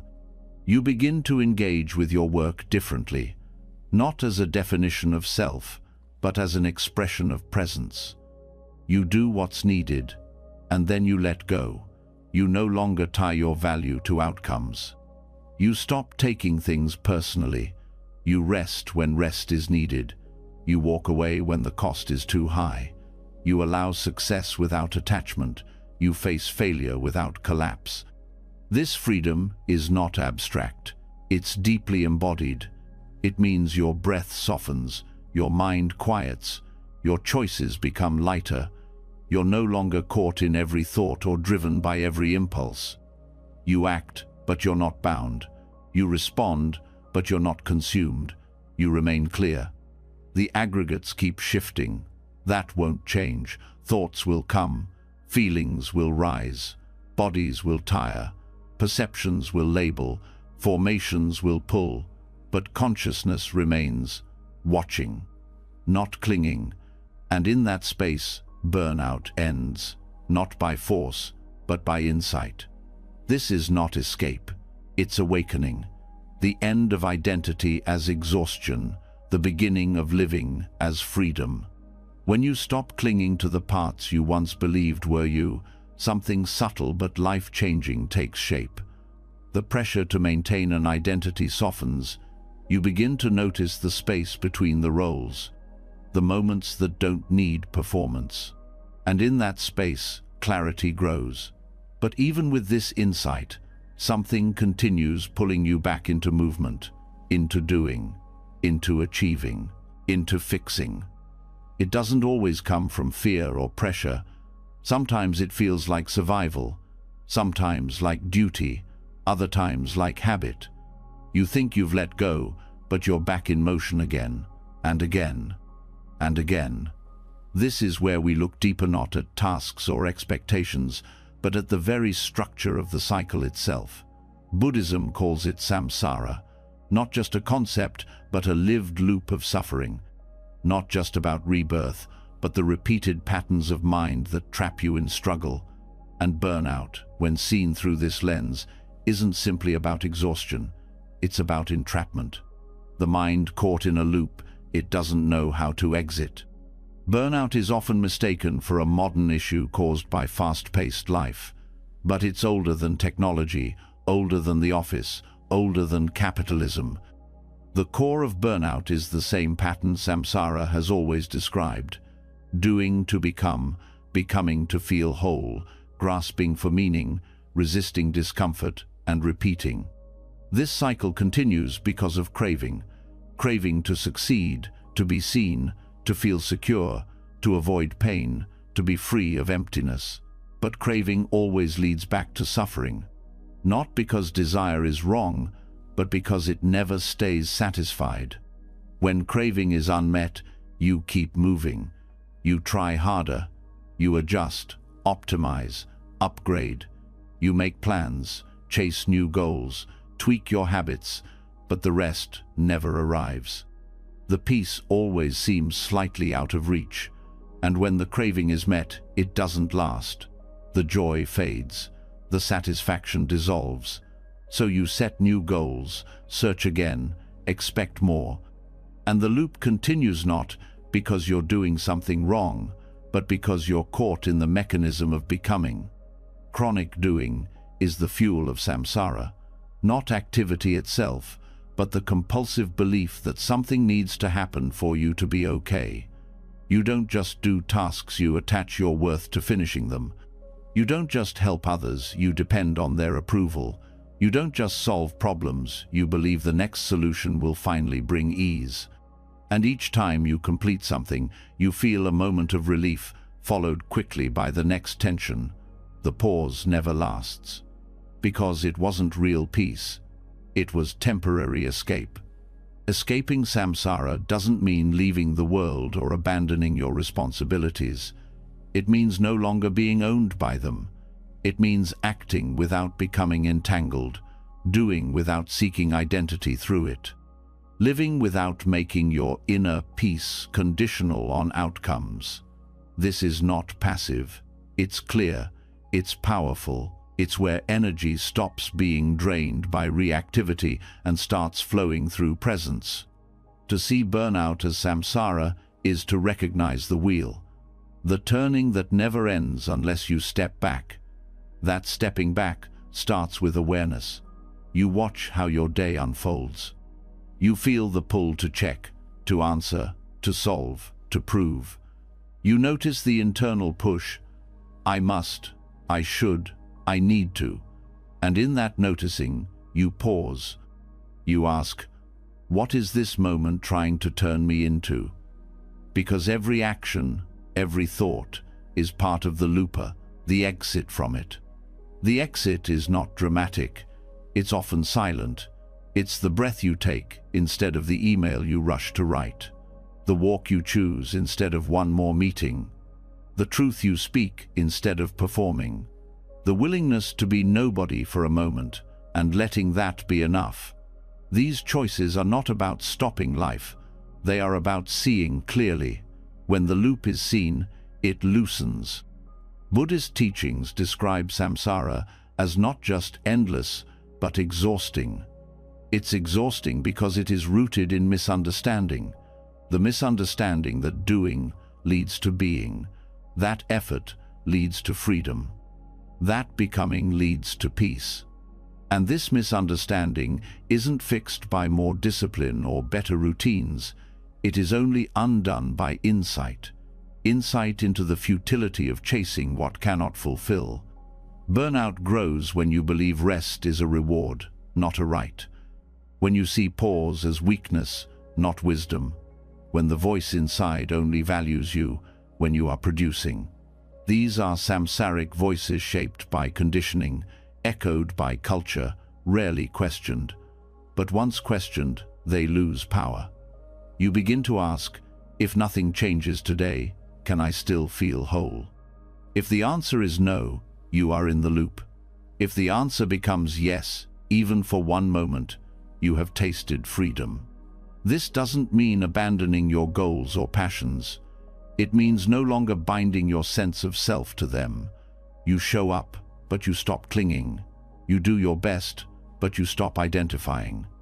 You rest, not because it's earned, but because it's natural. This shift transforms not just your nervous system, but your entire way of being. It turns your energy from reactive to rooted.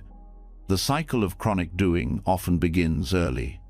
From childhood, you learn that value comes from what you achieve, that love is conditional, that stillness is lazy.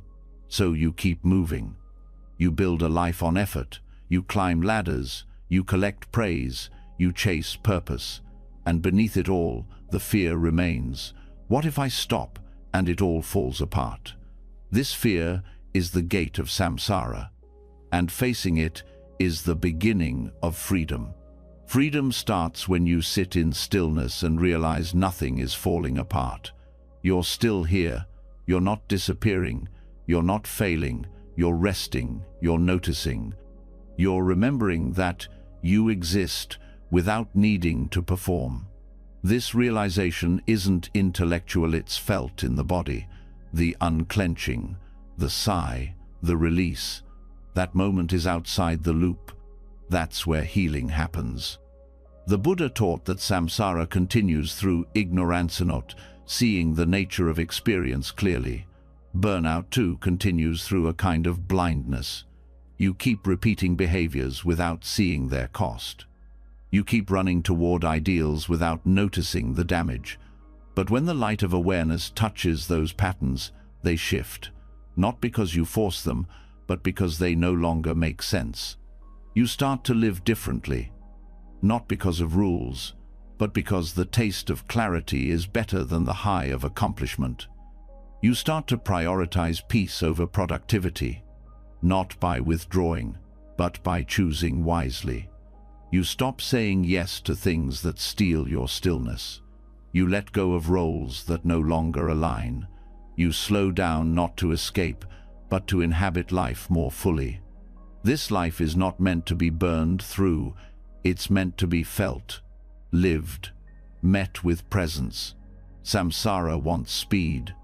Awakening asks for attention. And in that attention, you find all the things burnout promised, but never delivered: contentment, connection, and the deep, steady joy of simply being. Let this be the moment you stop circling the same path. Let this be the pause that changes the rhythm. Let the cycle rest. You are already whole. Nothing more needs to be done.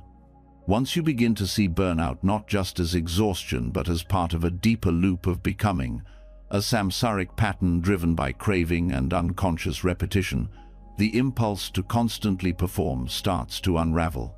But as the loop loosens, another question rises: what now? What does it mean to engage with life in a way that doesn't lead you back into the same cycle? If doing too much creates suffering, is all effort the problem, or is it something else?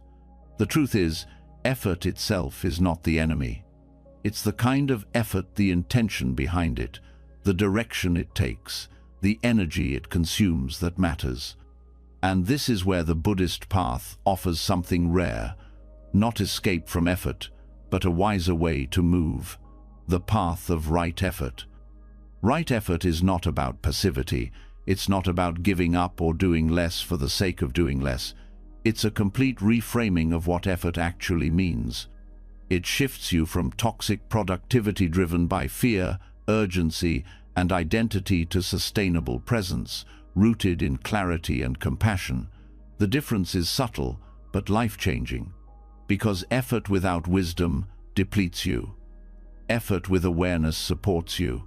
Toxic productivity often disguises itself as discipline. It rewards overwork and celebrates exhaustion. You're told to push through, to hustle, to sacrifice rest for results. It doesn't care what's driving you, only what you produce. And if you burn out, there's always more coffee, more tips, more pressure to optimize. This kind of effort might look effective on the outside, but on the inside, it erodes your well-being.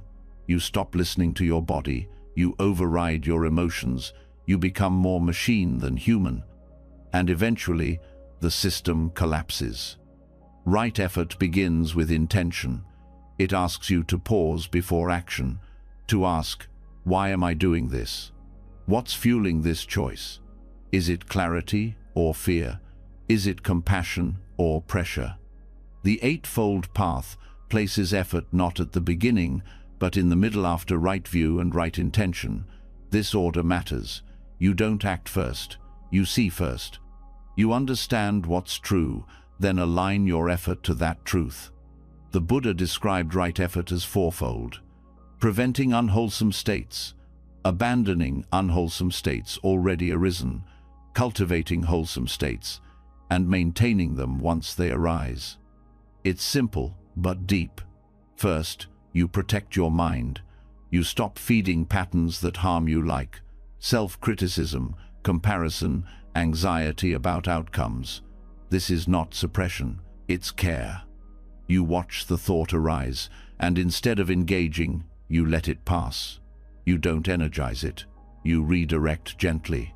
Then you release what has already taken root, the inner dialogue that says you're not enough, the old stories that push you to prove your value. You bring awareness to these states not to fight them, but to understand them. When you see clearly, they lose power. They fade not because you force them out, but because you no longer believe them. Next, you cultivate what's beneficial: peace, clarity, kindness. These don't arise through force. They arise through small, intentional choices. A moment of pause, a mindful breath, a boundary honored, a task done with presence instead of urgency. You train your energy to move in a direction that nourishes you. And lastly, you protect those states. You recognize when peace is present, and you guard it. You don't invite chaos back in for the sake of productivity. This is effort as care, effort as wisdom. Not push, but precision. Not striving, but choosing. You stop reacting, you begin responding. This reframing also transforms how you measure success. In toxic productivity, success is output, quantity, speed. In right effort, success is presence, alignment, sustainability. You ask not, how much did I do? But was it aligned? Did it support my well-being and the well-being of others? You begin to notice how different kinds of effort feel in the body. Toxic effort tightens your chest. It shortens your breath. It creates tension in the jaw, the stomach, the shoulders. It disconnects you from your senses. Right effort feels different. It's grounded, clear. It comes with breath. You're aware while you move. You're connected while you act. The task may be the same, but your relationship to it has changed. This also changes your productivity, not by doing less, but by eliminating what is unnecessary. Toxic productivity fills your schedule with tasks that maintain image, ego, obligation. Right effort removes the excess.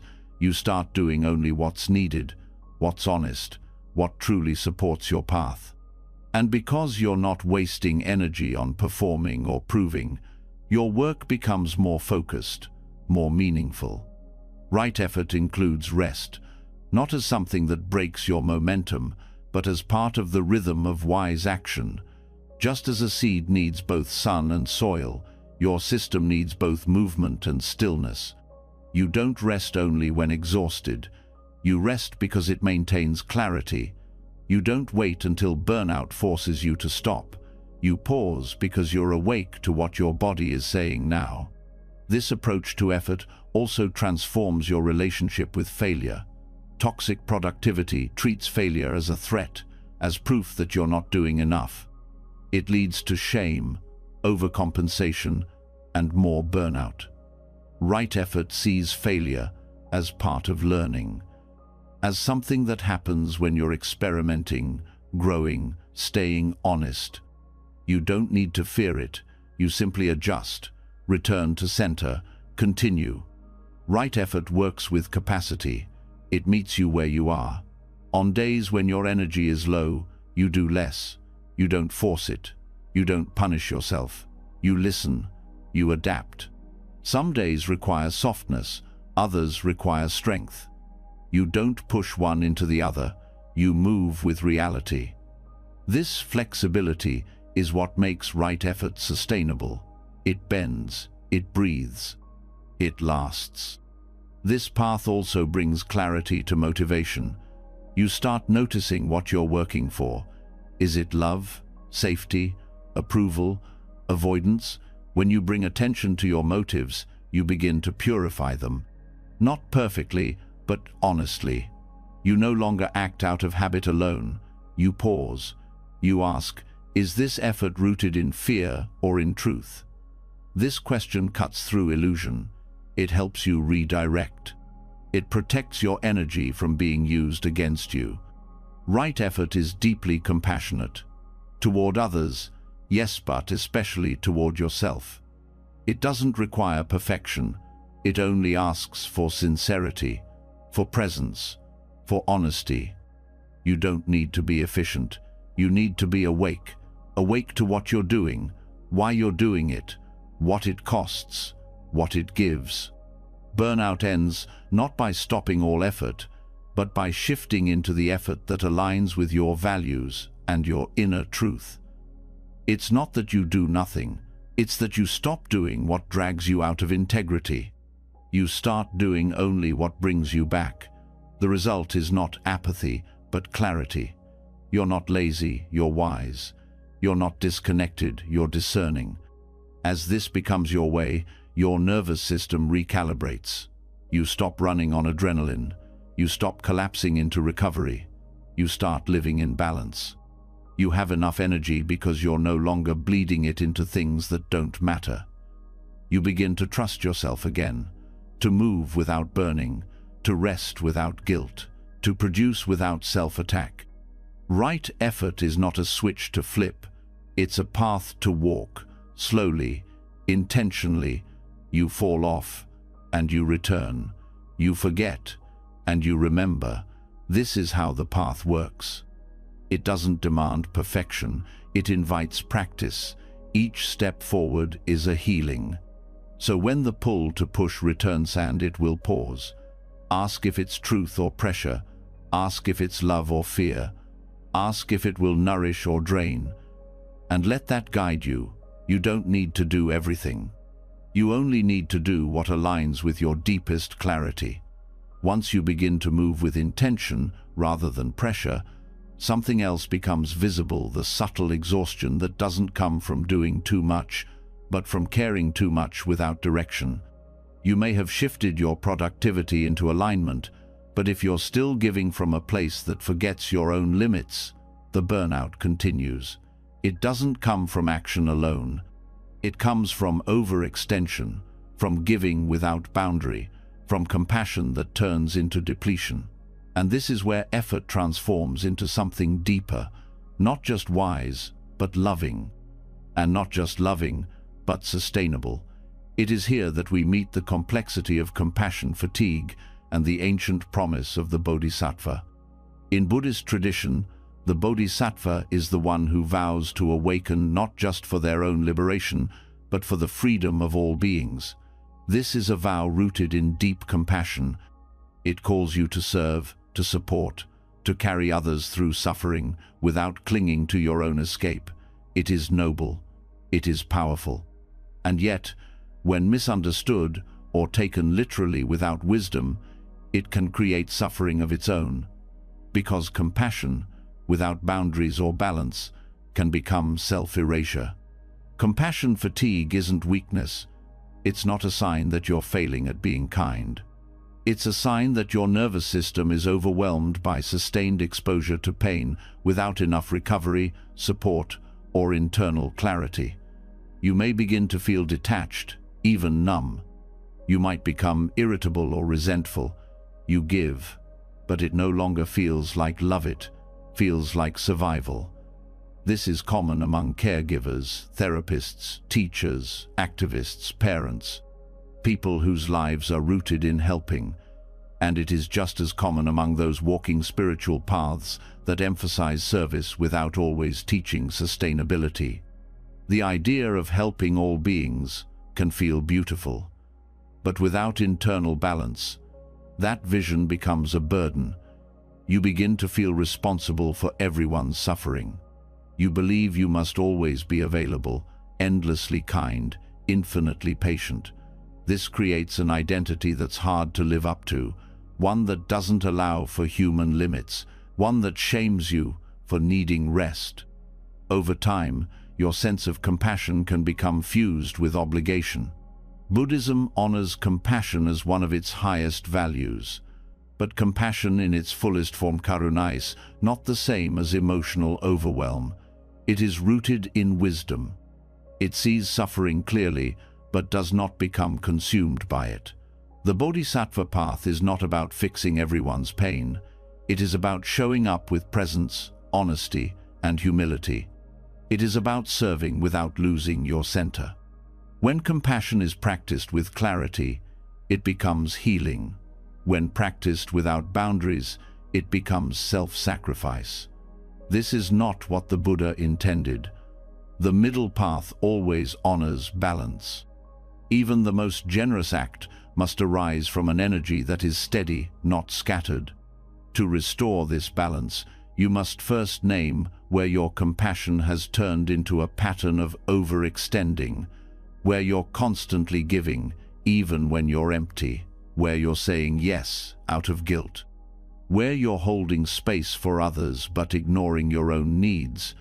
These are not signs of kindness. They are signs of disconnection from your own limits, your own body, your own center. True compassion begins with awareness. You cannot hold others if you are collapsing inside. You cannot carry others if your energy is fractured. You cannot meet suffering with steadiness if your own suffering is being buried in the process. Recognizing your limits is not selfish, it is wise. It allows your giving to be clean. It ensures your help comes from wholeness, not depletion.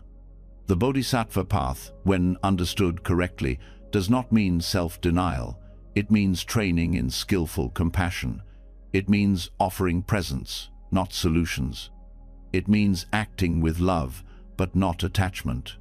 You learn to ask, is this help actually helpful? Is it wanted? Am I supporting growth or creating dependence? These questions guide you back to integrity. Compassion fatigue is not healed by more doing. It is healed by pausing, by reconnecting to your own suffering with care, by letting yourself be supported. Too often, helpers forget that they too are allowed to receive. They believe they must be the strong one, the calm one, the one who knows what to do.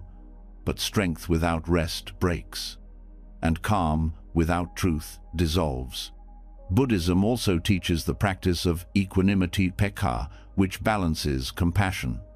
Equanimity allows you to be with suffering without trying to fix it.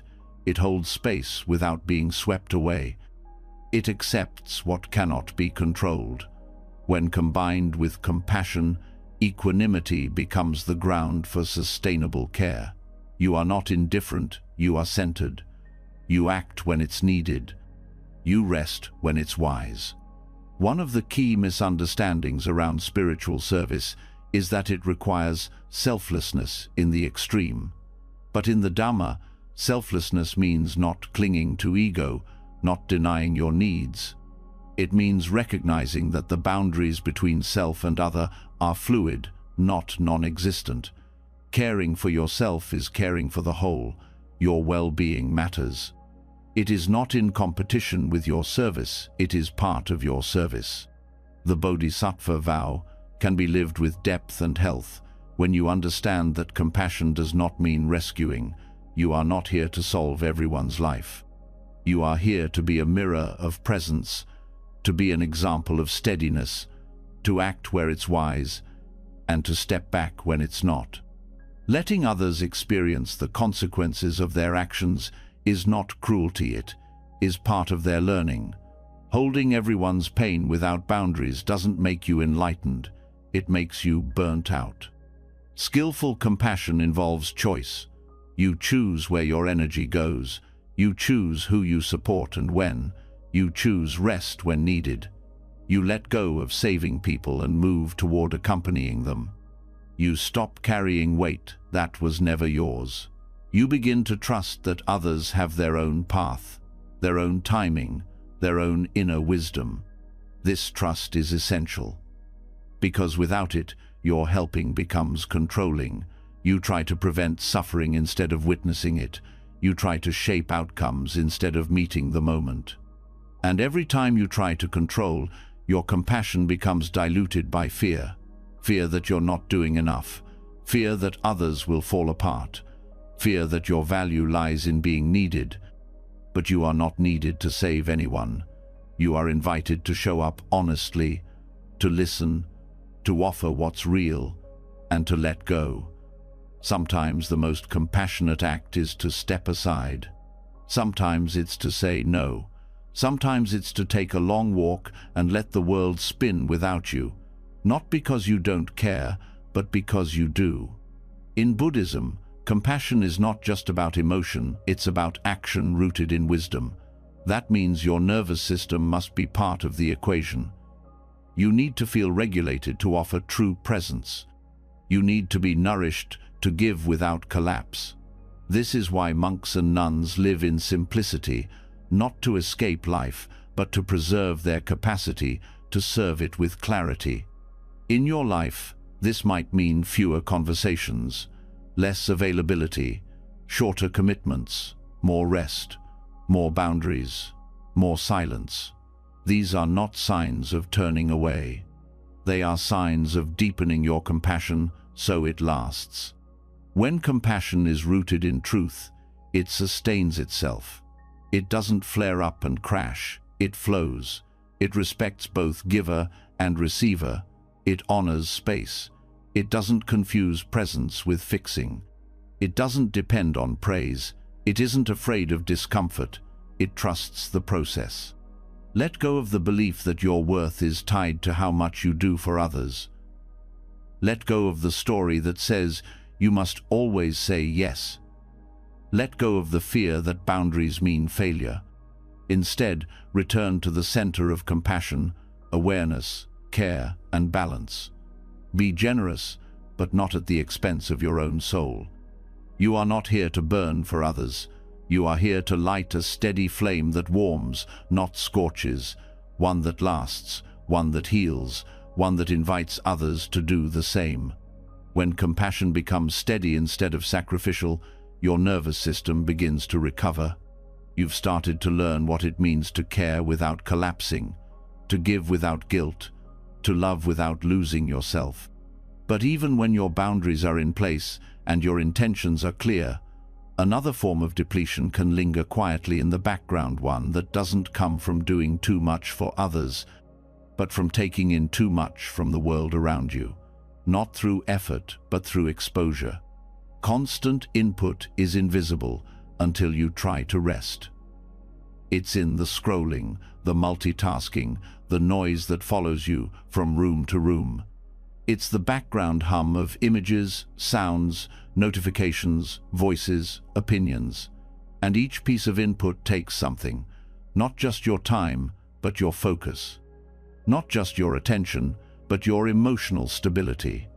You may not feel overwhelmed in the moment, but by the end of the day, you can't figure out why you're so drained. You've done nothing physically exhausting, yet you're spent. This is where the Buddhist teaching of Indriya Samvara, sense restraint, comes in.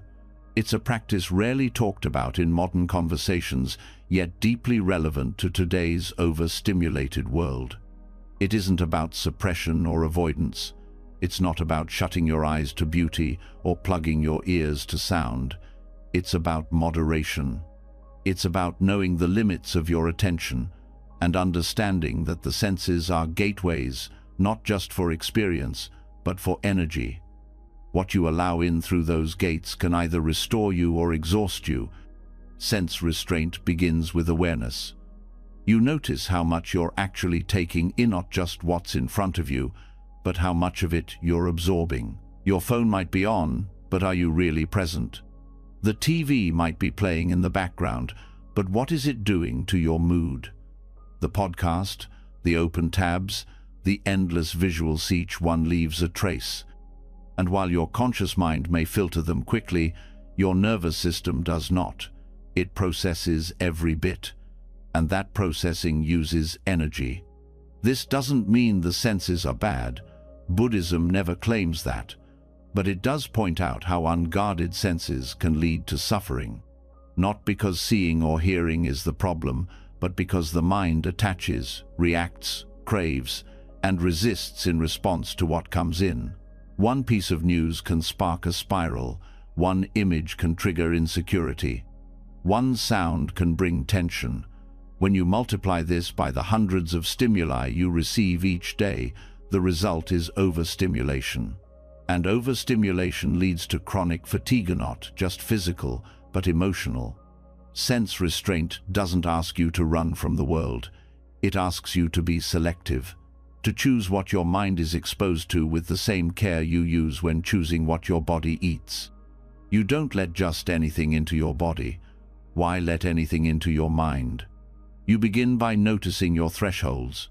How much sound can you take before you feel agitated? How much scrolling before you feel numb? How many conversations before your thoughts get scattered? These thresholds are not fixed. They change with your energy, your state, your capacity. Honoring them requires honesty, noticing when you've had enough and choosing to pause. Pausing can feel unnatural at first. You may be used to filling every quiet space with more input, but the silence you avoid is often where healing begins. When the senses are given rest, the system recalibrates. You begin to hear the body's signals again.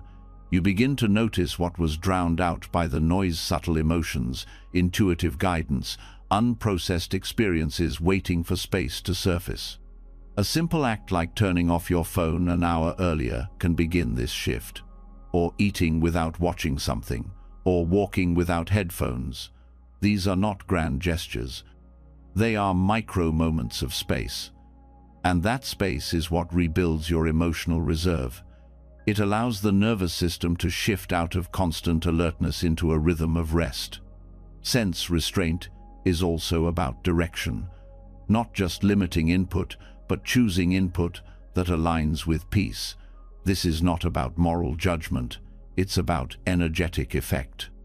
Does this conversation leave you feeling grounded or scattered? Does this content inspire or drain? Do these sounds help your body soften or tighten? You become curious. You study cause and effect.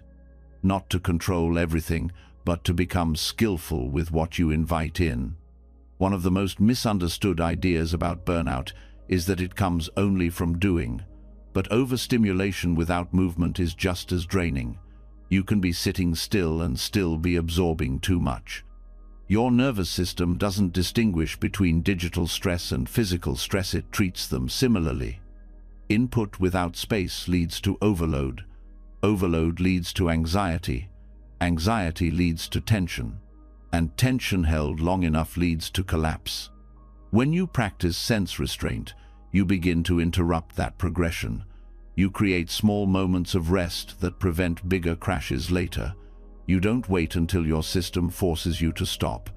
You learn to stop before you break. You take responsibility not just for your output, but for your intake. This practice also changes your presence.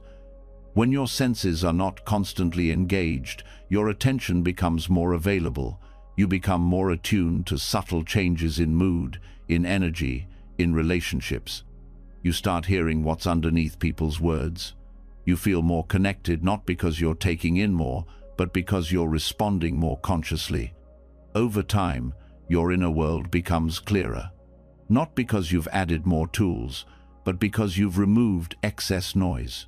You realize you don't need as much stimulation as you thought. That most of the time, simplicity holds more nourishment than novelty. You stop chasing constant input and begin valuing quiet, not as a luxury, but as a necessary part of health. This doesn't mean you withdraw from life. It means you engage with more discernment. You know when your system needs pause. You know how to close the gates when too much is coming in.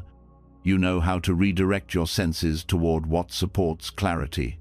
This is freedom not from the world, but within it. Even joyful input can be overstimulating if it's constant. Too much music, too much conversation, too many ideas can exhaust just like conflict or noise. This is why sense restraint isn't about good or bad, it's about balance. The nervous system needs contrast, activity and stillness, sound and silence, stimulation and recovery. Without that rhythm, your system cannot sustain itself. Practicing restraint does not require strict withdrawal. It begins with small acts. One moment of stillness in the middle of the day. One conversation without distraction. One evening without screens. These choices accumulate. They signal to your body that you are no longer flooding it without care, that you are listening now, that you are protecting the gates. And as those gates stabilize, so does your energy. You begin to wake up more rested. You begin to think more clearly. You become less reactive, less overwhelmed by what others say or do. Because your attention is no longer stretched thin across countless inputs, it's anchored, steady, whole. This steadiness is what helps you heal. It's not intensity that repairs burnout, it's consistency. And consistency begins with restraint, not as a punishment, but as an offering. A gift you give your nervous system every time you choose quiet over chaos. Every time you choose presence over overload. The Buddha did not teach sense restraint to separate us from joy.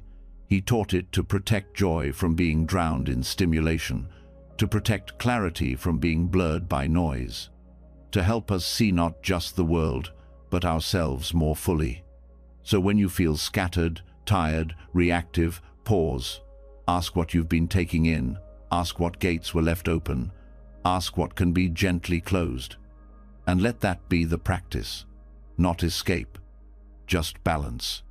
As your senses begin to settle and space returns to your nervous system, something deeper opens.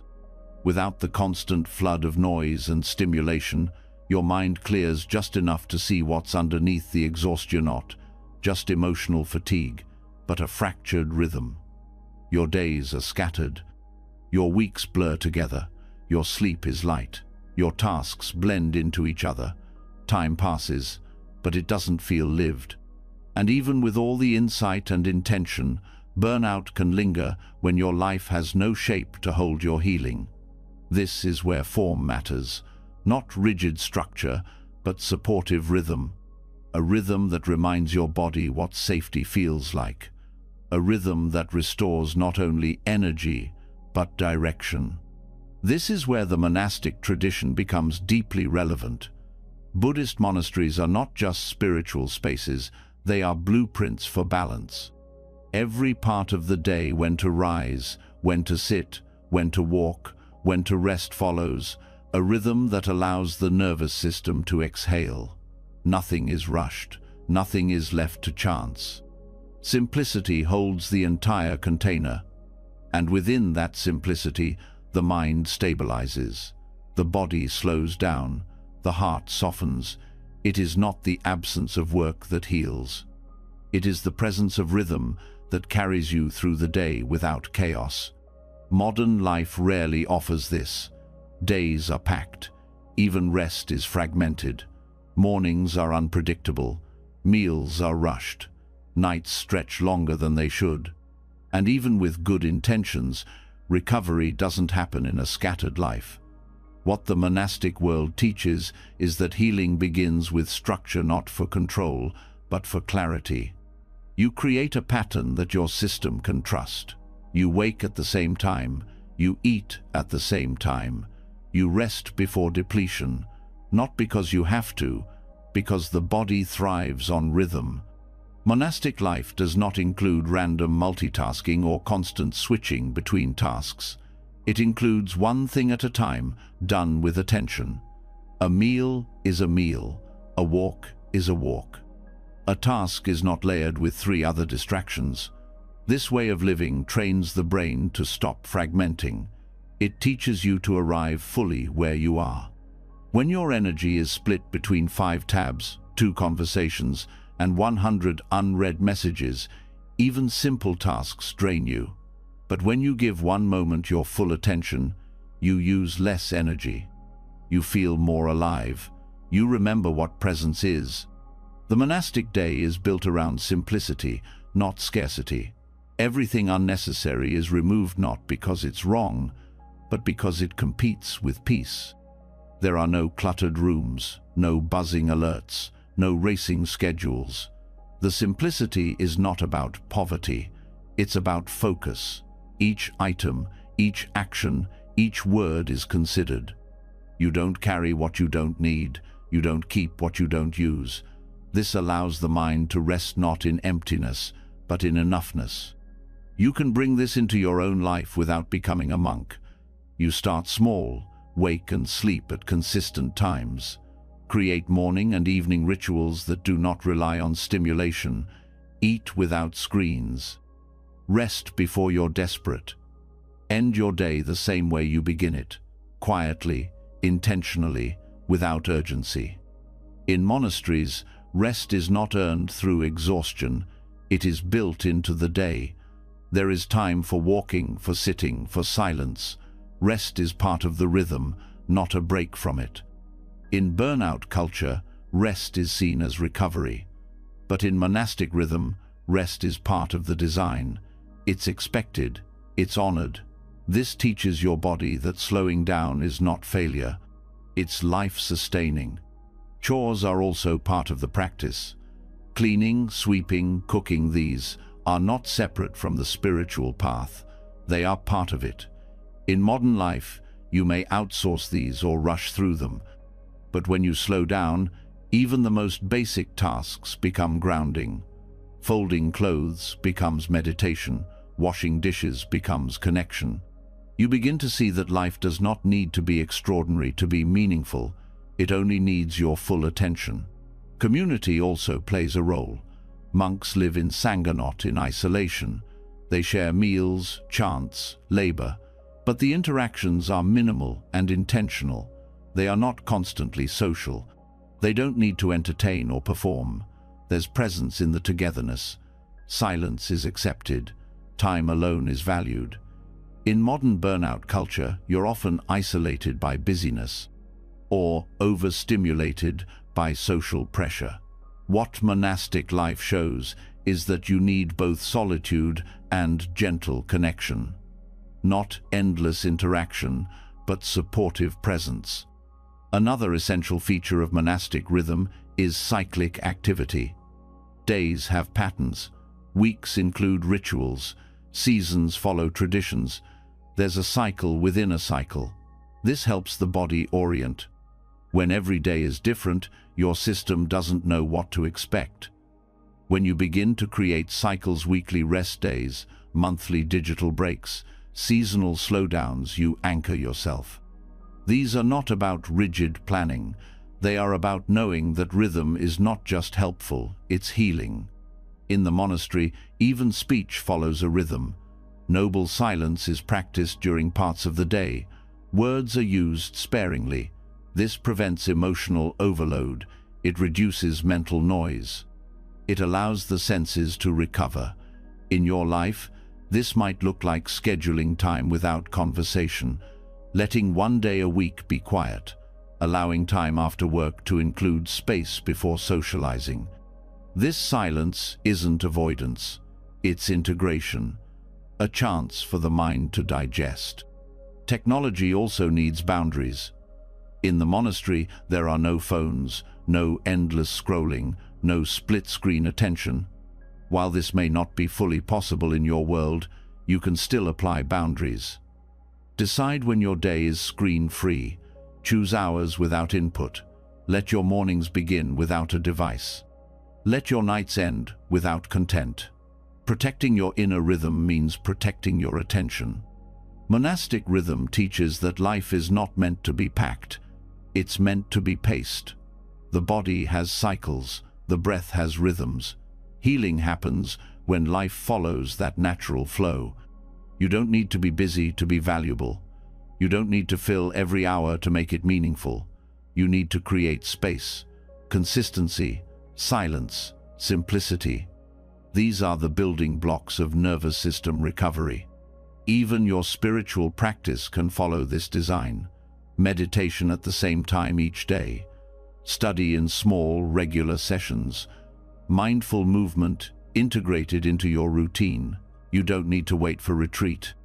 Your life can become the retreat, not by doing less, but by doing with rhythm, by trusting the power of repetition, by knowing that peace is not found in special moments, but in patterns that support rest. Burnout thrives in disorganization. It grows in lives without structure. But not all structure is control. Some structures hold you in softness. Some create freedom, not restriction. The rhythm of monastic life is not heavy, it's light. It's not strict, it's wise. It holds you when you're tired. It reminds you what matters. It frees your mind from having to decide everything all the time. You can begin to design your life with this in mind. Map your energy. Build in recovery. Honor simplicity. Protect your rhythm. And most importantly, return again and again to the parts of the day that restore you. Let your life become a temple not of silence and stone, but of rhythm, breath, and rest, not separate from the world, but wisely arranged within it. The healing is not in what you remove, but in how you reweave what stays.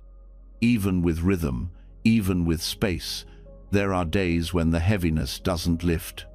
You've slowed down, set boundaries, honored silence, and yet something still aches.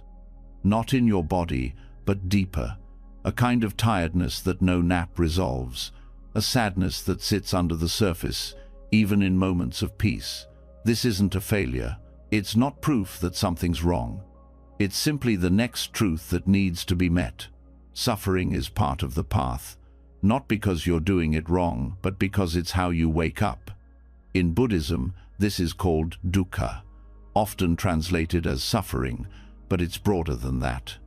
Dukkha is the sense of unsatisfactoriness that runs through ordinary experience.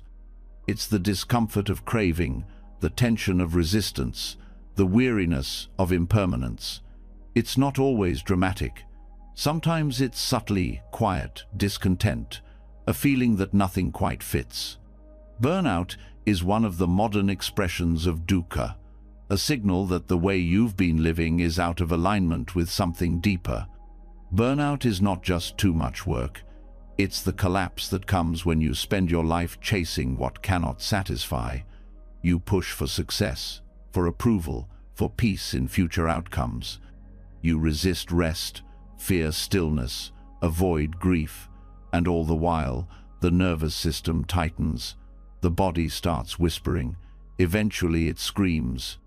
And when it does, the mind often tries to push through, to fix, to escape. But dukkha cannot be escaped. It can only be seen. And in that seeing, something begins to shift. The first noble truth is not a pessimistic statement. It's an invitation to honesty. It says, suffering exists. Stress is real. Trying to avoid it only makes it stronger. Burnout, when viewed through this lens, is not an interruption of life. It is a mirror. It shows you where you've been grasping, where you've been running, where you've been hoping something outside you will finally give you the feeling of okayness inside. And when the body collapses under that pressure, the mind finally has a chance to listen. Dukkha is not a problem to solve, it's a teacher. It says, look here, this hurts because something is off. And if you're willing to stay with it, without numbing, without analyzing it into oblivion, the suffering begins to reveal something. You see how much energy goes into being someone, how much weight you carry trying to keep things together, how deeply you fear being still, because in stillness, the ache becomes visible. This ache isn't a sign of weakness. It's the doorway to depth. The beginning of wisdom is not in feeling better, it's in understanding what hurts and why. And in that understanding, a kind of softness begins to form. You stop blaming yourself for being tired. You stop calling yourself lazy. You begin to hold your exhaustion like you would hold a friend gently, with presence, without needing to fix. Dukkha has many layers. Some are physical, some are emotional, some are existential.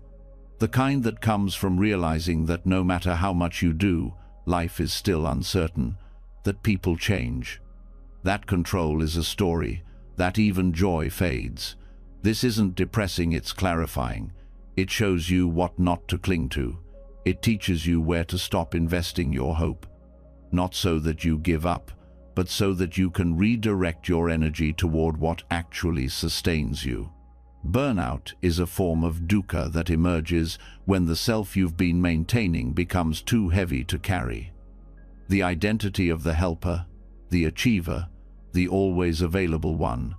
These roles become masks. And the longer you wear them, the more disconnected you feel. The suffering isn't just from doing too much, it's from not being able to put the mask down.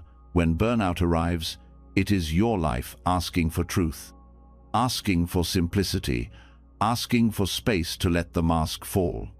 In meditation, you begin to watch how the mind resists discomfort. You see how quickly it jumps to distraction, how it creates stories to explain or escape pain.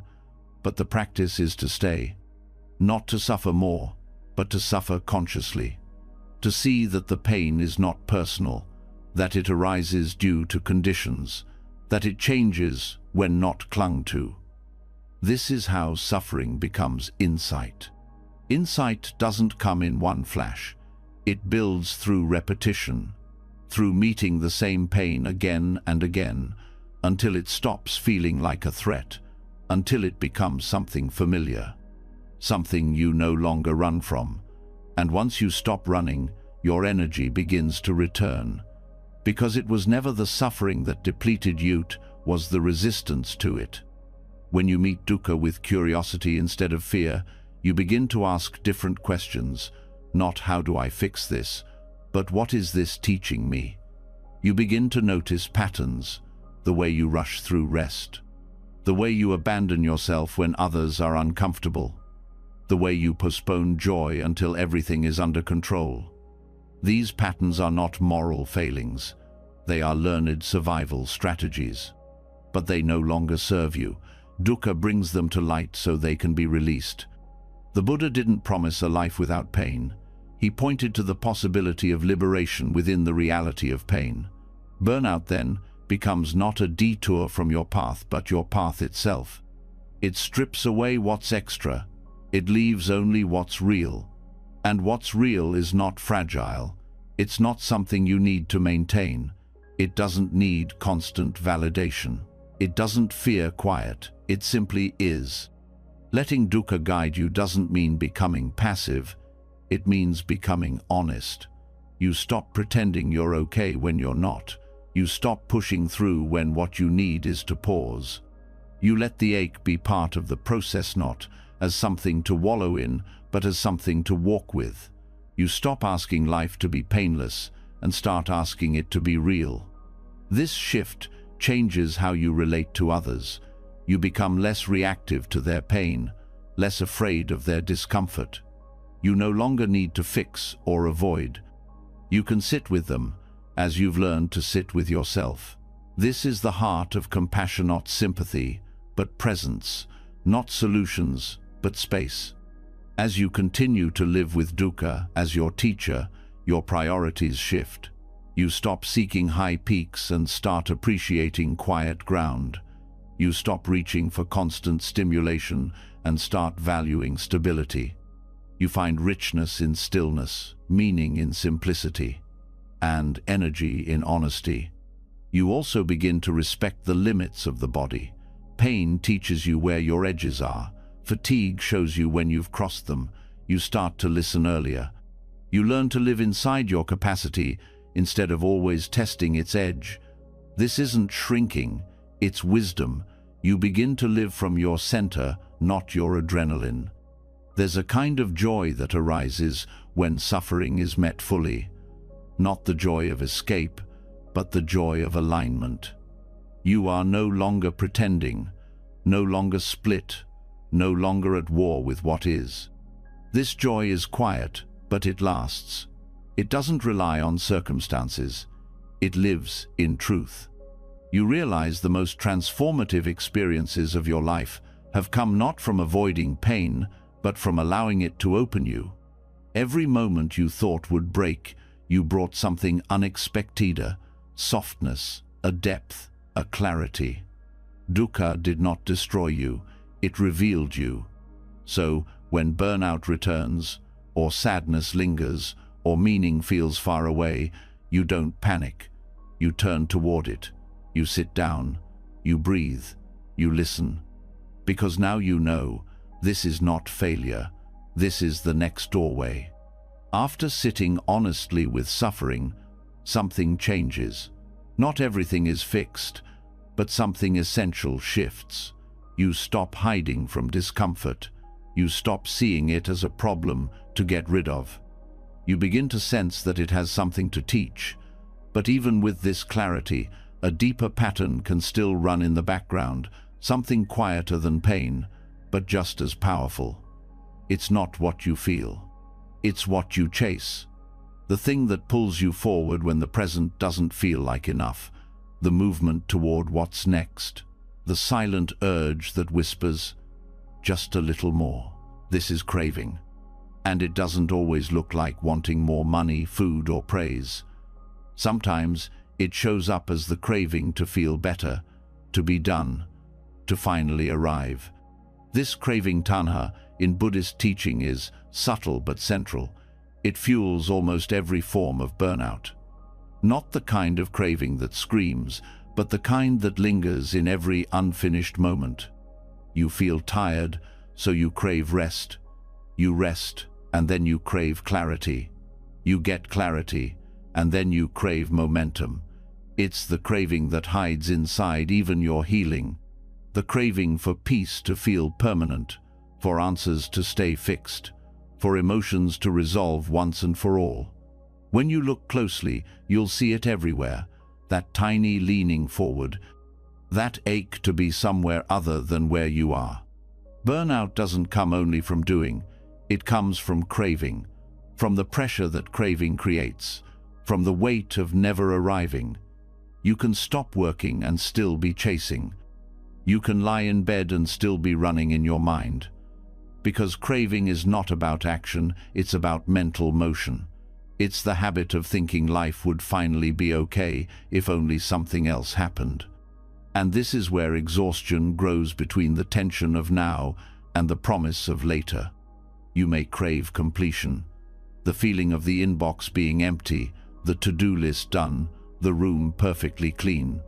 You may crave achievement, not because it brings joy, but because you think it will finally give you permission to rest. You may crave emotional closure, a clean ending, a final answer. But craving never ends with getting. It simply shifts its target. You arrive, and the next desire is already forming. The nervous system stays on alert in this cycle. It doesn't rest because the craving says, not yet.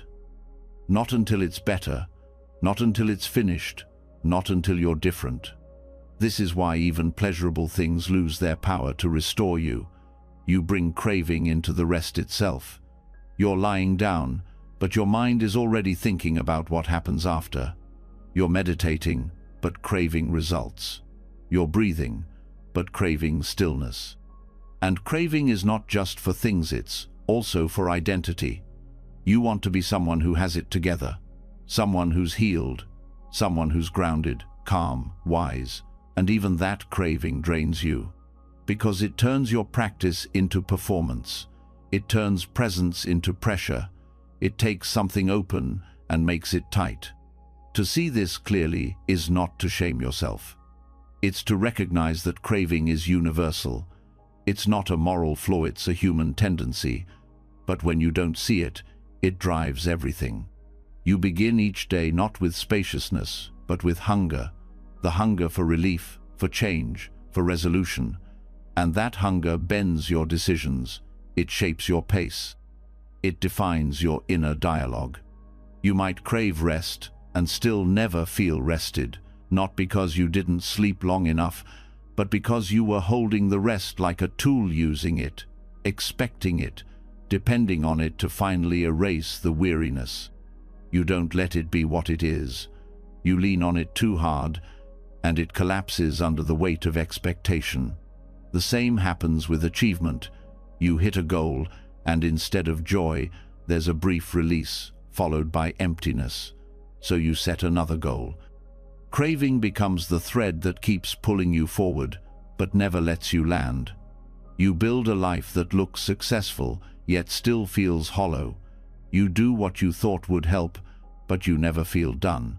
Even spiritual practice can be shaped by craving. You want to be awakened, you want to be calm, you want to be better than before. And so you sit, you breathe, you listen, but underneath it all, craving still drives. You're not resting in awareness, you're chasing a version of peace. But peace can't be chased. It's what remains when craving fades. The Buddha didn't say craving is bad. He said it causes suffering because it creates friction. It turns the mind toward what isn't here. It contracts your experience. It creates resistance to what is and addiction to what could be. When you're not aware of it, it feels like your thoughts, your needs, your plans. But when you see it for what it is, it begins to lose its pull. This seeing is the beginning of release, not because you stop craving overnight, but because you stop mistaking it for truth. You learn to sit with the hunger without feeding it. You notice the impulse to fix, to reach, to improve, and instead of obeying, you pause. You say, "This is craving, it's here, it's not me," and you wait. You let the wave pass without riding it. Each time you do this, the nervous system learns something new. That urgency can exist without being followed. That rest is not the reward for achievement, it's available now. That joy isn't in the next thing, it's possible here. You begin to reclaim your energy not by retreating from life, but by refusing to chase what was never meant to be caught. Craving makes everything conditional. You're okay if things go well. You're at peace if emotions behave. You're grounded if the schedule works. But life doesn't follow those terms. And when craving drives your balance, balance will always be fragile. But when presence replaces craving, balance becomes durable. You can hold joy without fear. You can hold pain without collapse. You can meet change with softness. Craving also narrows your view. It makes you miss what's already working, what's already good, what's already here. You crave calm and overlook the silence between your thoughts. You crave connection and miss the warmth in your own breath. You crave freedom and ignore the fact that in this moment you're not being chased. There's a kind of exhaustion that craving creates, not just in the body but in the heart. You stop trusting stillness. You stop believing peace is enough. You always want more, and that more becomes the prison. Even when you're surrounded by everything you said you wanted, craving whispers, "This isn't it." Letting go of craving is not about detachment. It's about intimacy. You stop leaning forward. You sit with what's here. You breathe with it. You touch life directly. No waiting, no performing, no becoming, just being. And slowly, that shift changes everything. You feel rest without needing it to solve you. You work without needing it to complete you. You care without needing it to fix you. You stop using life as a means to an end. You let it be life. This doesn't mean you lose motivation. It means your motivation comes from clarity, not hunger. You don't act to become, you act because presence moves you. You don't chase results, you align with truth. And the energy that used to get lost in craving becomes available for creativity, for compassion, for joy that isn't tied to outcome. The path out of burnout is not in resisting craving with force, but in seeing it with tenderness. You notice the pull, the wanting, the urge. You soften, you stay. You say, "I don't need to chase this." And in that pause, you find the thing craving was trying to buy you: freedom. Once you begin to see how craving keeps you endlessly reaching, never quite here, never quite full, you also start to see how fragile all of it is. The goals, the roles, the things you thought mattered so much. The mind softens when it realizes chasing won't lead to lasting peace. But what really changes you is the moment you realize how temporary this whole life is, not as a poetic idea, but as an undeniable truth. That everything you're clinging to, everything you're avoiding, everything you're using to define your worth will one day fall away. And when that truth lands, something sharp cuts through the fog. The knowledge that time is limited, and this is the doorway to Maranasati. Death contemplation is not morbid, it's not pessimism, it's clarity. It is the Buddhist practice of remembering that death is not a distant event, it's a fact that shapes every single day. And when burnout is caused by things that don't matter but still demand your energy, this practice has the power to change everything. Because death makes things simple. It strips away what's not essential. It makes it impossible to keep pretending that meaningless obligations are worth your soul.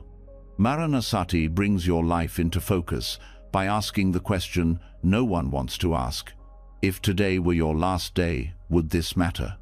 Not in a dramatic way, but in the quiet, precise way that truth moves through the body. It turns distraction into attention. It transforms routine into intention. And most importantly, it exposes the things you're still doing just to be liked, just to fit in, just to avoid discomfort.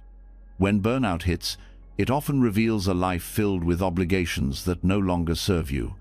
But because those obligations are wrapped in identity, duty, habit, or fear, you keep doing them.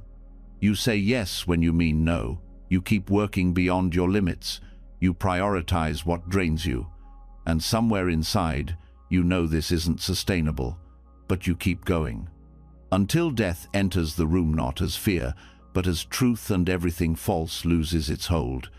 This is the gift of Maranasati, not fear of dying, but courage to live clearly.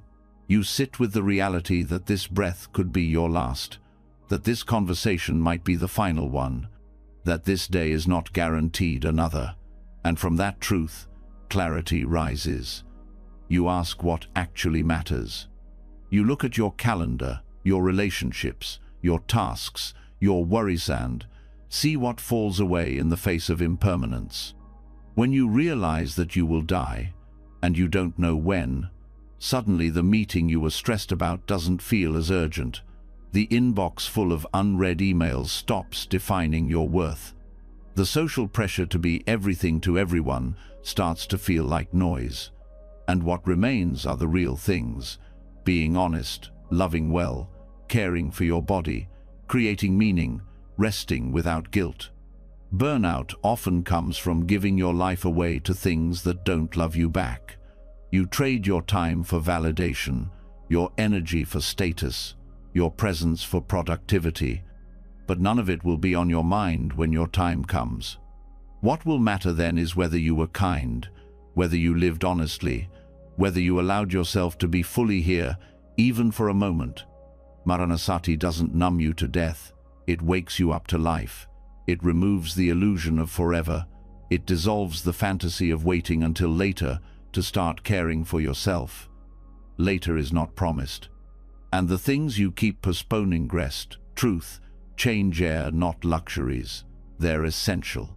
Sitting with the contemplation of death also helps you face fear, not just fear of dying, but fear of being misunderstood, of being seen as weak, of disappointing others. These fears often keep you locked in a cycle of overdoing. But when you bring death into view, you stop giving fear so much power.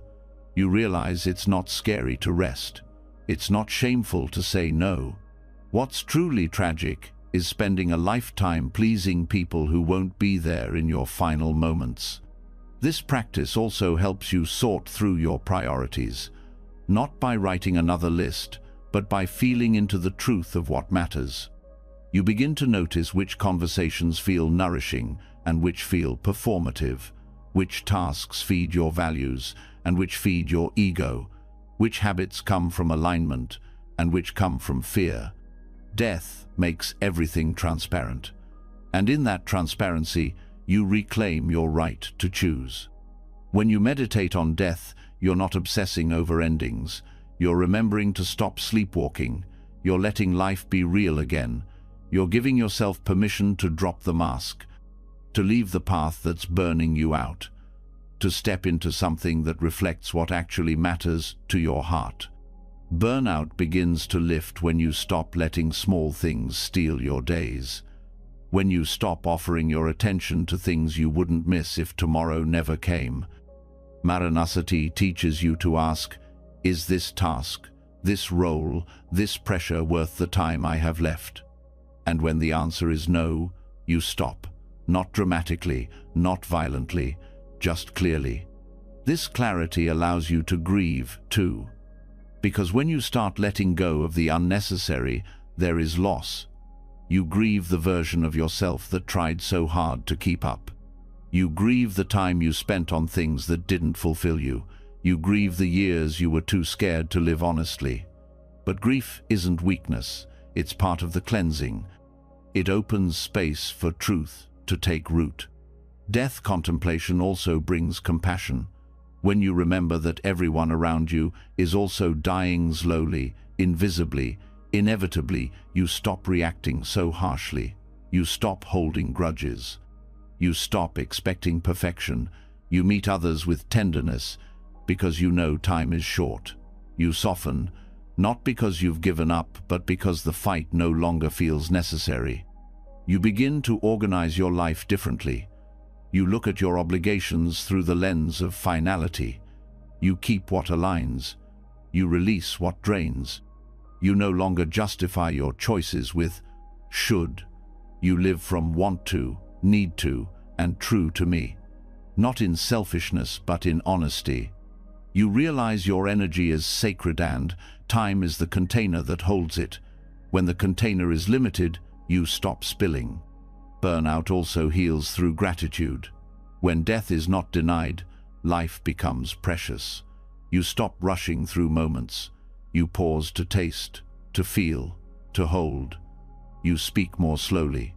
You listen more deeply. You rest more fully. You stop trying to stretch time. You start honoring it.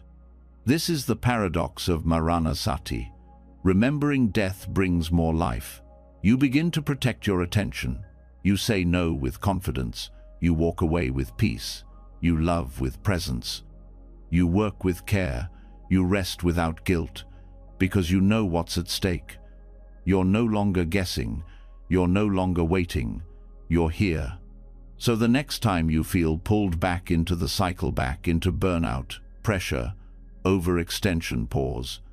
Ask yourself what will matter at the end.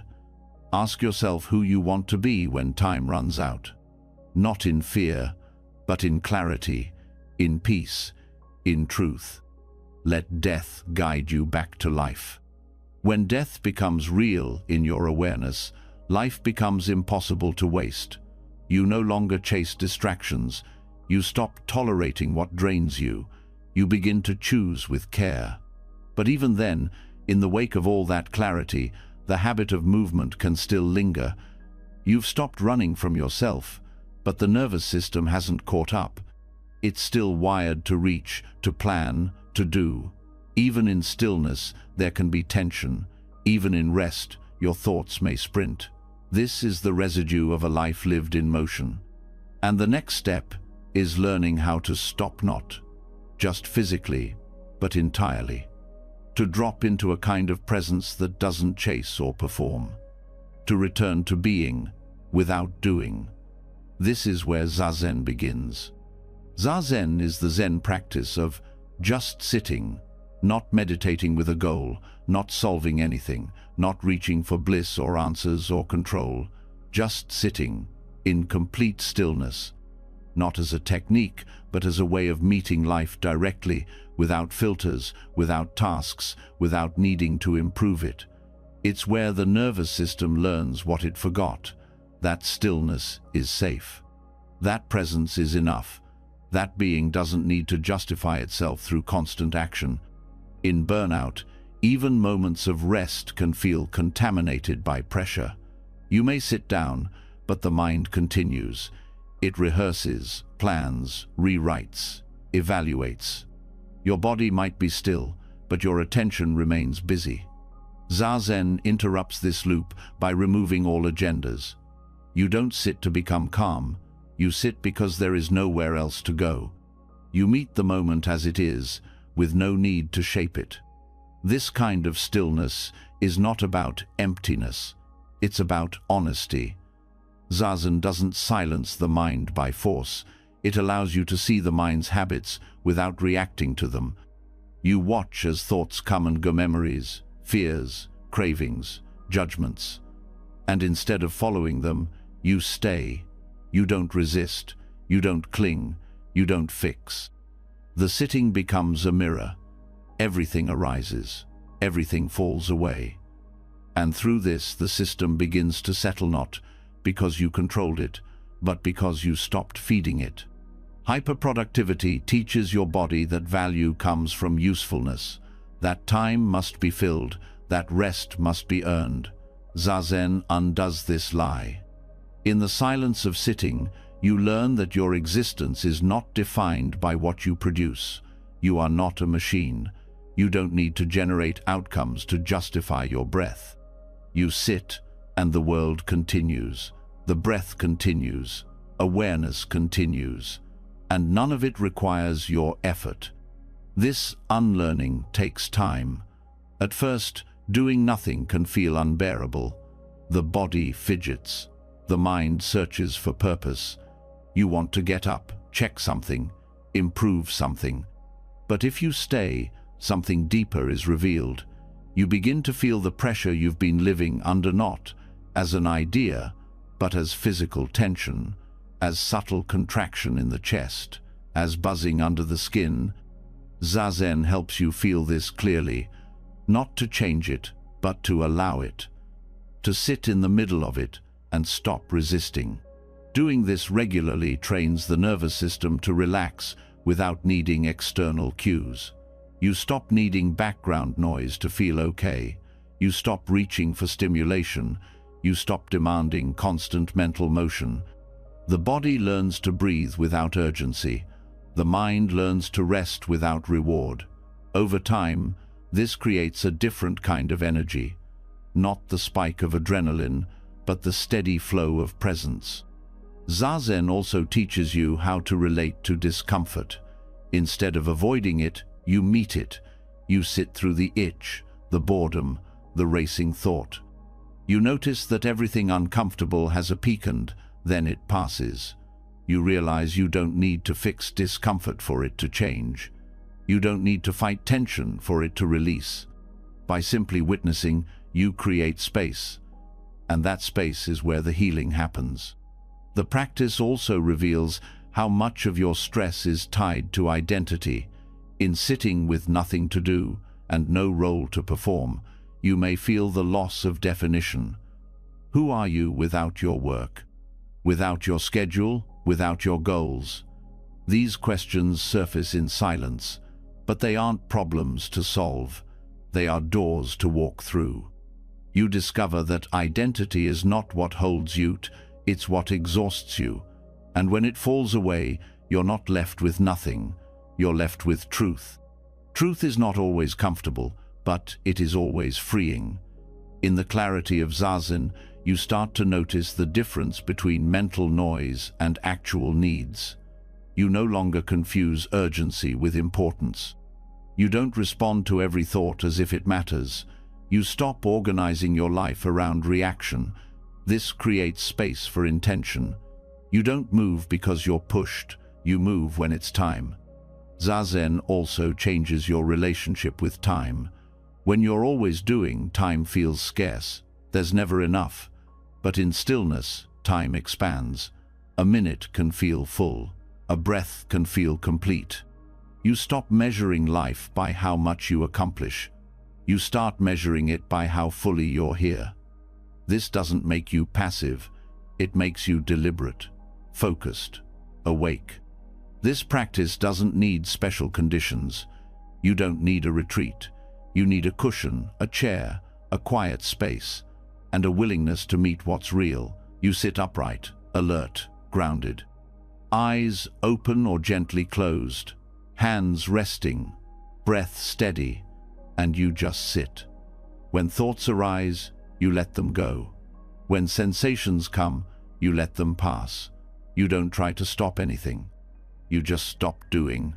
Even 10 minutes a day can begin to shift your rhythm, not because it solves everything, but because it interrupts the pattern.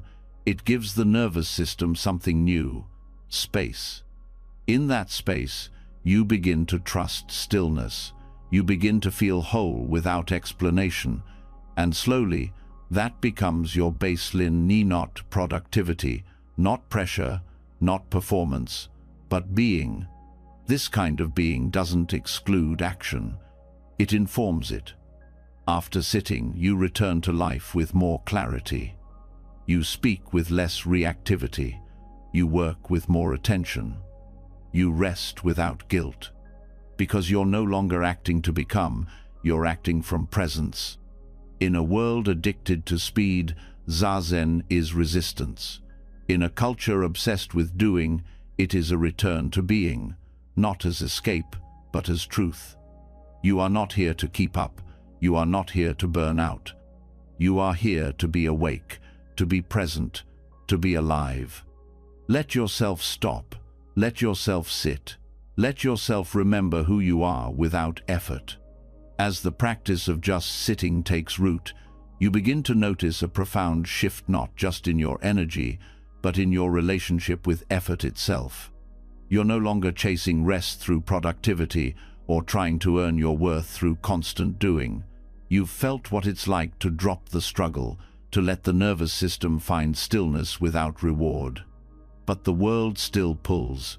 It tells you to either go all in or step completely out, to grind endlessly or abandon everything, to fix it all or give up entirely. This tension is everywhere, especially inside. And if you're healing from burnout, these extremes don't just slow your progress, they keep you stuck. This is where the middle way enters, not as a compromise, but as wisdom, a path of balance that cuts through the noise of all or nothing thinking. It doesn't ask you to give up your goals, nor does it tell you to suppress your needs. It simply asks you to stop swinging between the poles of overdrive and collapse, between perfectionism and avoidance, between burnout and withdrawal. All or nothing living is a cycle that feels normal when you're in it. You push too hard for too long, then crash. You overcommit out of guilt, then isolate from exhaustion. You set rigid routines to regain control, then abandon them at the first sign of failure. And with each swing, your nervous system becomes more dysregulated, your self-trust weakens, your clarity fades. You stop knowing what enough feels like. The middle way, taught by the Buddha after years of extreme asceticism followed by indulgence, is not a middle point on a graph, it's a living principle. It means seeing clearly what helps and what harms, what sustains and what depletes. It invites you to hold both discipline and rest without letting either become your identity. You learn to listen to your needs without swinging into indulgence. You show up for your life without disappearing into performance. In practical terms, this begins with how you structure your day. You stop designing schedules that demand perfection. You stop expecting every day to look the same. You create routines that support you, but leave room for change. You let yourself rest when you're tired, not only when you've earned it. You give effort where it's useful, and you stop when the cost becomes too high. Emotionally, the middle way helps you move through intensity without losing your center. You learn not to dramatize every dip in mood or over-identify with temporary states. When sadness comes, you let it stay without making it your whole story. When energy rises, you enjoy it without attaching your identity to productivity. This balanced approach makes your inner life more stable, more breathable. You stop fearing your own emotions. You stop needing them to be one way or another. In your career, the middle way asks you to examine how your work fits your life, not just how your life fits your work. You don't have to quit everything to heal, but you also don't have to accept constant pressure as normal. You ask what's negotiable, what can soften, what can be delayed. You no longer treat exhaustion as proof of dedication. You begin to work from presence instead of pressure. This mindset also helps you break free from spiritual extremes. You stop thinking that peace comes only after hours of practice, or that missing a day means failure. You recognize that transformation happens in the small, consistent choices. You don't need to retreat into silence forever, nor do you need to consume every teaching available. You find a rhythm that is both disciplined and forgiving. You trust that every breath counts, even the imperfect ones. One of the deepest shifts the middle way offers is in how you relate to success and failure. All or nothing thinking says you must get it right or not try at all, that you must be the best or you're nothing. This creates fear around effort, shame around rest, but the middle way breaks that illusion. It tells you that progress includes pauses, that growth includes missteps, that healing is not a straight line, but a rhythm of rise and fall. You start to set goals differently, not as ultimatums, but as intentions. You leave space for flexibility. You notice when your expectations are based on fantasy instead of capacity. You allow yourself to want things without grasping. You take action without making it a condition for self-acceptance. Relationships also transform through this lens. You stop expecting others to meet all your needs. You stop offering more than you have to give. You begin to speak more honestly. Set clearer boundaries. Apologize without self-attack. Forgive without abandoning your truth. Balance shows up in your tone, your presence, your ability to hold space without collapsing into it. The middle way also changes how you think about rest. You no longer confuse it with laziness. You see it as part of your rhythm. You stop waiting to earn it. You integrate it into your life before crisis forces you. You let rest be proactive, not reactive. You learn to rest even when things are unfinished, even when there's more to do. because there always will be, and your worth is not tied to checking every box. One of the most healing parts of this path is learning to feel good without guilt. You let joy exist without fearing it will be taken. You allow ease without expecting collapse to follow. You stop sabotaging peace because it feels unfamiliar. Balance becomes your new normal. And with it, a deeper kind of energy returns, not the spike of adrenaline, but the quiet strength of alignment. Burnout recovery is not just about stepping away, it's about stepping into a different way of being. The middle way offers this not as a temporary fix, but as a path forward. One where extremes no longer define you, where you can trust yourself to navigate life without breaking in half, where effort and rest walk side by side, where clarity replaces confusion, and where presence, not perfection, becomes the goal. This way is gentle, but it's not weak. It requires awareness, choice, patience, but it gives something back that extremes never can: stability, not in the world, but in yourself. You've walked through something most people never stop long enough to face. Not just burnout, but the roots beneath it. The craving, the overgiving, the identities that drain you. You've seen how the quiet power of Buddhist wisdom doesn't just soothe your exhaustion, it reshapes your entire relationship with effort, stillness, and self. From the 5 hindrances to the 8 worldly winds. From noble silence to the rhythm of monastic life. From death contemplation to the middle way. Every teaching has pointed to the same quiet truth. You were never meant to burn out just to feel worthy. You were meant to live aligned, present, whole. Burnout doesn't end by doing more. It ends when you return to what you've always had: this breath, this body, this moment. Nothing to prove, nowhere to get, just being. And in that being, something sacred returns: energy, clarity, and peace that doesn't depend on anything outside of you. If any part of this resonated, if something softened inside you tonight, I want to hear from you. Drop a comment and share. Which teaching will you carry with you tomorrow? Your words might be exactly what someone else needs to read. And if you'd like to keep walking this path slowly, wisely, and together, make sure to subscribe to the channel. There's more to explore, more to release, more to remember. This is just the beginning. Rest well. You've already done enough.